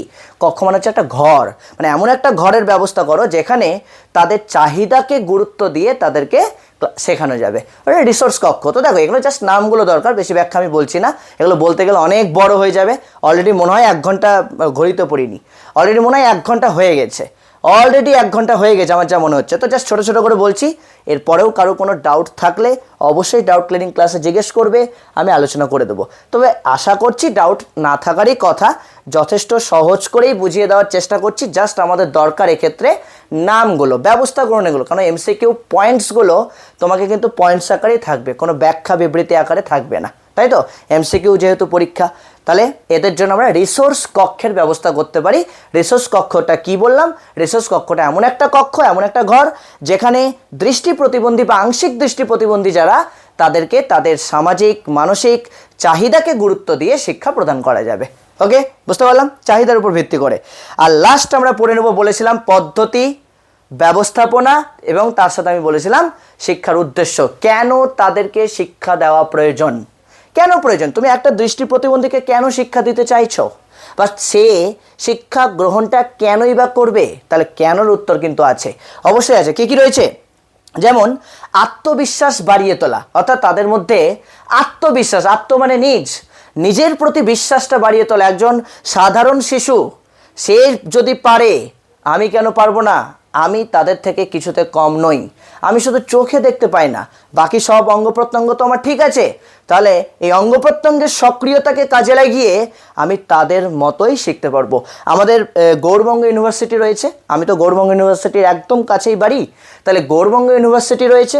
আমাদের গৌড়বঙ্গ ইউনিভার্সিটির ইংরেজি ডিপার্টমেন্ট, ইংলিশ বিভাগে একজন প্রফেসর রয়েছেন, প্রফেসর, নট অ্যাসিস্ট্যান্ট প্রফেসর বা অ্যাসোসিয়েট প্রফেসর, উনি কিন্তু প্রফেসর, উনি কিন্তু টোটালি ব্লাইন্ড, সম্পূর্ণ দৃষ্টিহীন, সম্পূর্ণ দৃষ্টিহীন। তাহলে বুঝতে পারছো, সম্পূর্ণ দৃষ্টিহীন হয়েও উনি উচ্চশিক্ষিত হওয়ার পরেও আজকে উনি বিশ্ববিদ্যালয়ে পড়াচ্ছেন, ইউনিভার্সিটিতে পড়াচ্ছেন, স্কুল কলেজ প্রাইমারি স্কুলের কথা বলছি না, ইউনিভার্সিটি লেভেলে পড়াচ্ছেন, এবং ওনার আন্ডারে অনেকে পিএইচডি পর্যন্ত করছে, ডক্টরেট ডিগ্রি উপার্জনের জন্য ওনার আন্ডারে অনেকগুলো ক্যান্ডিডেট রয়েছে। তাহলে বুঝতে পারছো, তার মানে আত্মবিশ্বাস, এনাকে দেখেও কিন্তু অনেক দৃষ্টি প্রতিবন্ধীরা সাহস পায়, এনার্জি পায়, যে না উনি যদি পারেন তাহলে আমি কেন পারবো না। ওনার গল্প শুনে অনেক দৃষ্টি প্রতিবন্ধীরা সাহস পায়, মনে এনার্জি পায়, উনি পেরেছেন মানে আমিও পারবো। আজকে তোমাদের মতো যাদের মধ্যে প্রতিবন্ধকতা রয়েছে তারাও কিন্তু আজকে সাহস পাবে, তারাও সাহস পাবে, তাই না? যে উনি পেরেছেন মানে আমিও পারবো, আমিও নিজেকে প্রতিষ্ঠিত করতে পারবো। এই যে এই আত্মবিশ্বাসটা তাদের মধ্যে জাগিয়ে তোলার জন্য অবশ্যই তাদের শিক্ষা দেওয়া প্রয়োজন। শুধু তাই না, এটা ছাড়াও বলেছি অভিজ্ঞতা অর্জনের সহায়তা, বিভিন্ন অভিজ্ঞতা, জ্ঞান, অভিজ্ঞতা অর্জন করার জন্য শিক্ষা দেওয়া প্রয়োজন। কারণ দৃষ্টি প্রতিবন্ধী মানেই যে ঘরের কোনায় বসে থাকবে তা তো নয়, সে ঘর থেকে বেরিয়ে এই সমাজের সাথে মেলামেশা করার মাধ্যমে, সমাজে বেরানোর মাধ্যমে সে বিভিন্ন পরিবেশ পরিস্থিতি থেকে জ্ঞান ও অভিজ্ঞতা অর্জন করবে, তাই তো? তার জন্য তাকে শিক্ষা দেওয়াটা প্রয়োজন, যে বিভিন্ন পরিবেশ থেকে তার কান, তার নাক, তার জিহ্বা বা ত্বক, এগুলোর দ্বারা, এই ইন্দ্রিয়গুলোর দ্বারা যাতে সে নির্ভুলভাবে জ্ঞান অর্জন করতে পারে বা অভিজ্ঞতা অর্জন করতে পারে। পরিবেশের সঙ্গে মানিয়ে নেওয়াটা, তাই না? দৃষ্টি প্রতিবন্ধী সে দেখতে পাচ্ছে না ঠিকই, কিন্তু সে তো উপলব্ধি করতে পারছে তার কানের শোনার দ্বারা। হ্যাঁ, চোখ দিয়ে দেখতে পাচ্ছে না, কিন্তু কান দিয়ে তো শুনতে পাচ্ছে, বা সে তো স্পর্শ করে বুঝতে পারছে যে ঠান্ডা না গরম, তাই তো? এইভাবে উপলব্ধির মধ্য দিয়ে সে কিন্তু বিভিন্ন পরিবেশ পরিস্থিতির সাথে মানিয়ে নিতে পারে। আর এক্ষুনি বললাম অন্যান্য ইন্দ্রিয়ের মাধ্যমে সক্রিয় করে তোলা, অন্যান্য ইন্দ্রিয়গুলিকে সক্রিয় করে তোলা, তাই তো? আমাদের জ্ঞানেন্দ্রিয় যদি 5টা ধরেই নিই, চোখ, কান, নাক, জিহ্বা, ত্বক বা পঞ্চেন্দ্রিয় বলি, তো চোখটা খারাপ, বাকি 4টে ইন্দ্রিয় তো অ্যাক্টিভ, তো বাকি 4টে ইন্দ্রিয়কে অ্যাক্টিভ করার মধ্য দিয়ে, সক্রিয় করার মধ্য দিয়ে একটা শিশু, ব্লাইন্ড শিশু, অন্ধ শিশু, সে কিন্তু নিজেকে প্রতিষ্ঠিত করতে পারে বা সমাজের সাথেও মানিয়ে নিতে পারে। আর একটা বলেছি স্বনির্ভরতা অর্জনে সহায়তা। স্বনির্ভরতা তুমি মেলা টেলাতে গেলে দেখতে পাবে, মেলা, এক্সপো মেলা, হস্তশিল্প মেলা, এগুলোতে গেলে তুমি খেয়াল করবে যে অনেক ব্যক্তিরা রয়েছে যারা চোখে দেখতে পায় না, কানে শুনতে পায় না, এই যে শ্রবণ প্রতিবন্ধী রয়েছে, কানেও শুনতে পায় না, চোখে দেখতে পায় না, সুন্দর সুন্দর হাতের কাজ করছে, আর্ট বানাচ্ছে, ফুলদানি বা ভেসের মধ্যে সুন্দর ডিজাইন করছে, নিয়ে বিক্রি করছে এবং বিক্রি করে অর্থ উপার্জন করছে। দেখো স্বনির্ভর, নিজের উপর নিজে নির্ভরশীল, কারোর উপর ডিপেন্ডেন্ট নয়। তাহলে এইভাবে দৃষ্টি প্রতিবন্ধীদেরকে শিক্ষার মধ্য দিয়ে, শেখানোর মধ্য দিয়ে আমরা তাদেরকে স্বনির্ভর করে তুলতে পারি, তাই তো? সেই ব্যক্তিটা যদি সুন্দর আর্টটা না শেখে, শিক্ষার মধ্য দিয়ে সে যদি তার হাতের কাজটা না শেখে, তো কী করে স্বনির্ভর হবে? তো আমরা তার জন্যই তাদেরকে শিক্ষাটা দেব এবং তাদের শিক্ষা দেওয়ার চেষ্টা করব। আজকে এই দৃষ্টি প্রতিবন্ধীরা দেখবে আমাদের সমাজে আমাদের সাথেই মিশছে, আমাদের মতো বিদ্যালয়ে পড়াশোনা করছে এবং তারা নিজেদেরকে গড়ে তুলছে, নিজেরাও প্রতিষ্ঠিত হচ্ছে। এই যে আমি এক্ষুনি উদাহরণ দিলাম একটু আগে, আমাদের গৌড়বঙ্গ ইউনিভার্সিটির ইংলিশ ডিপার্টমেন্টের প্রফেসর, তাই তো? তাহলে উনি নিজেকে প্রতিষ্ঠিত করতে পেরেছেন শিক্ষার মধ্য দিয়ে, শিক্ষাটা অর্জন করেছিলেন বলেই আজকে উনি কিন্তু একটা ভালো জায়গায় প্রতিষ্ঠিত, কি তাই তো? একটা ইউনিভার্সিটির মতো জায়গাতে, শিক্ষামূলক জায়গাতে উনি পড়াচ্ছেন ইউনিভার্সিটিতে, এবং উনি প্রফেসর র্যাঙ্কে রয়েছেন। 1,20,000-এর উপর বেতন, মাসে 1,20,000 টাকার উপরে ইনকাম করে। তুমি চোখে দেখতে পেয়েও আমরা ইনকাম করতে পারছি না, চোখে দেখতে পেয়েও হাত পা সুন্দর রয়েছে, অকেজো নয়, তারপরেও আমাদের 10,000 টাকা ইনকাম করতে গিয়ে কত পরিশ্রম করতে হচ্ছে। তাহলে অ্যাকচুয়াল প্রতিবন্ধী কারা? তুমি বা আমি? উনি নয়, তাই না? অ্যাকচুয়াল আমরা প্রতিবন্ধী, হাত পা, বুদ্ধি, চোখ, কান সব কিছু ঠিকঠাক থাকার পরেও আমরা সমাজের সাথে নিজেদেরকে গড়ে তুলতে পারছি না, তাই না? তার মানে এই যে আমি এতগুলো কথা, এতগুলো গল্প আকারে শোনালাম, এই সম্পূর্ণটাই হচ্ছে দৃষ্টি প্রতিবন্ধীদের টোটাল কনসেপ্ট, একদম পদ্ধতি এসে, ব্যবস্থাপনা এসে শেষ করলাম। মনে থাকলো? তার পাঠ্যক্রম সম্পর্কে বলার কিছু নেই তেমন, মানে ভাষা, বিজ্ঞান, গণিত, মানে ব্রেলের দ্বারাই আর কি, ব্রেল পদ্ধতির দ্বারাই ল্যাঙ্গুয়েজ, বাংলা, ইংরেজি আর কি, তারপর বিজ্ঞান, গণিত, তারপর হাতের কাজ, হস্তশিল্প বলি আমরা, কো কারিকুলার অ্যাক্টিভিটিস, নাচ, গান, আবৃত্তি, এগুলো শেখানো যেতে পারে তাদেরকে, এগুলো পাঠ্যক্রমের মধ্যে ঢুকে যাবে। মাথায় ঢুকলো কি বললাম? তাহলে এই হচ্ছে টোটাল দৃষ্টি প্রতিবন্ধীদের পার্ট। তাহলে দৃষ্টি প্রতিবন্ধী কিন্তু আমাদের কমপ্লিট, ওকে? দৃষ্টি প্রতিবন্ধী আমাদের কমপ্লিট। তাহলে আমি যদি এবার এতগুলো আলোচনা যে করলাম, এখান থেকে যদি আমি তোমাদের 2-1টা প্রশ্ন ধরি, পারবে? তাহলে বলো দেখি, উত্তরটা অবশ্যই কমেন্টস বক্সে দেবে, উত্তরটা অবশ্যই কমেন্টস বক্সে দেবে। প্রথম প্রশ্ন, দৃষ্টি প্রতিবন্ধীদের জন্য ব্রেল পদ্ধতির আবিষ্কারক কে? দৃষ্টি প্রতিবন্ধীদের জন্য ব্রেল পদ্ধতির আবিষ্কার কে করেন? ব্রেল পদ্ধতির আবিষ্কার কে করেন? প্রথম প্রশ্ন এটা, ওকে? 2 নম্বর প্রশ্ন, সবাই পারবো, গ্লুকোমা বা কনজাংটিভাইটিস, এটির জন্য, এই রোগের জন্য, গ্লুকোমা বা কনজাংটিভাইটিস এই রোগের জন্য মূলত কোন ধরনের প্রতিবন্ধকতা লক্ষ্য করা যায়? গ্লুকোমা বা কনজাংটিভাইটিস, দুটো নাম বললাম, এই রোগের জন্য কোন ধরনের প্রতিবন্ধকতা লক্ষ্য করা যায়? দুটো প্রশ্ন। 3 নম্বর প্রশ্ন, একজন দক্ষ ব্রেল পাঠক মিনিটে কটি শব্দ পড়তে পারেন? 3 নম্বর প্রশ্ন, একজন দক্ষ ব্রেল পাঠক মিনিটে কটি শব্দ পড়তে পারেন? দেন চতুর্থ, 4 নম্বর প্রশ্ন, ব্রেল কোন যন্ত্রের সাহায্যে লেখা হয়? ব্রেল কোন যন্ত্রের সাহায্যে লেখা হয়? ব্রেল কোন যন্ত্রের সাহায্যে লেখা হয়? ওকে? আর লাস্ট 5 নম্বর প্রশ্ন, ব্রেল বা ব্রেল নাই, দৃষ্টি প্রতিবন্ধী দিয়ে করি একটা, ব্রেল দিয়ে অনেকগুলো প্রশ্ন হলো।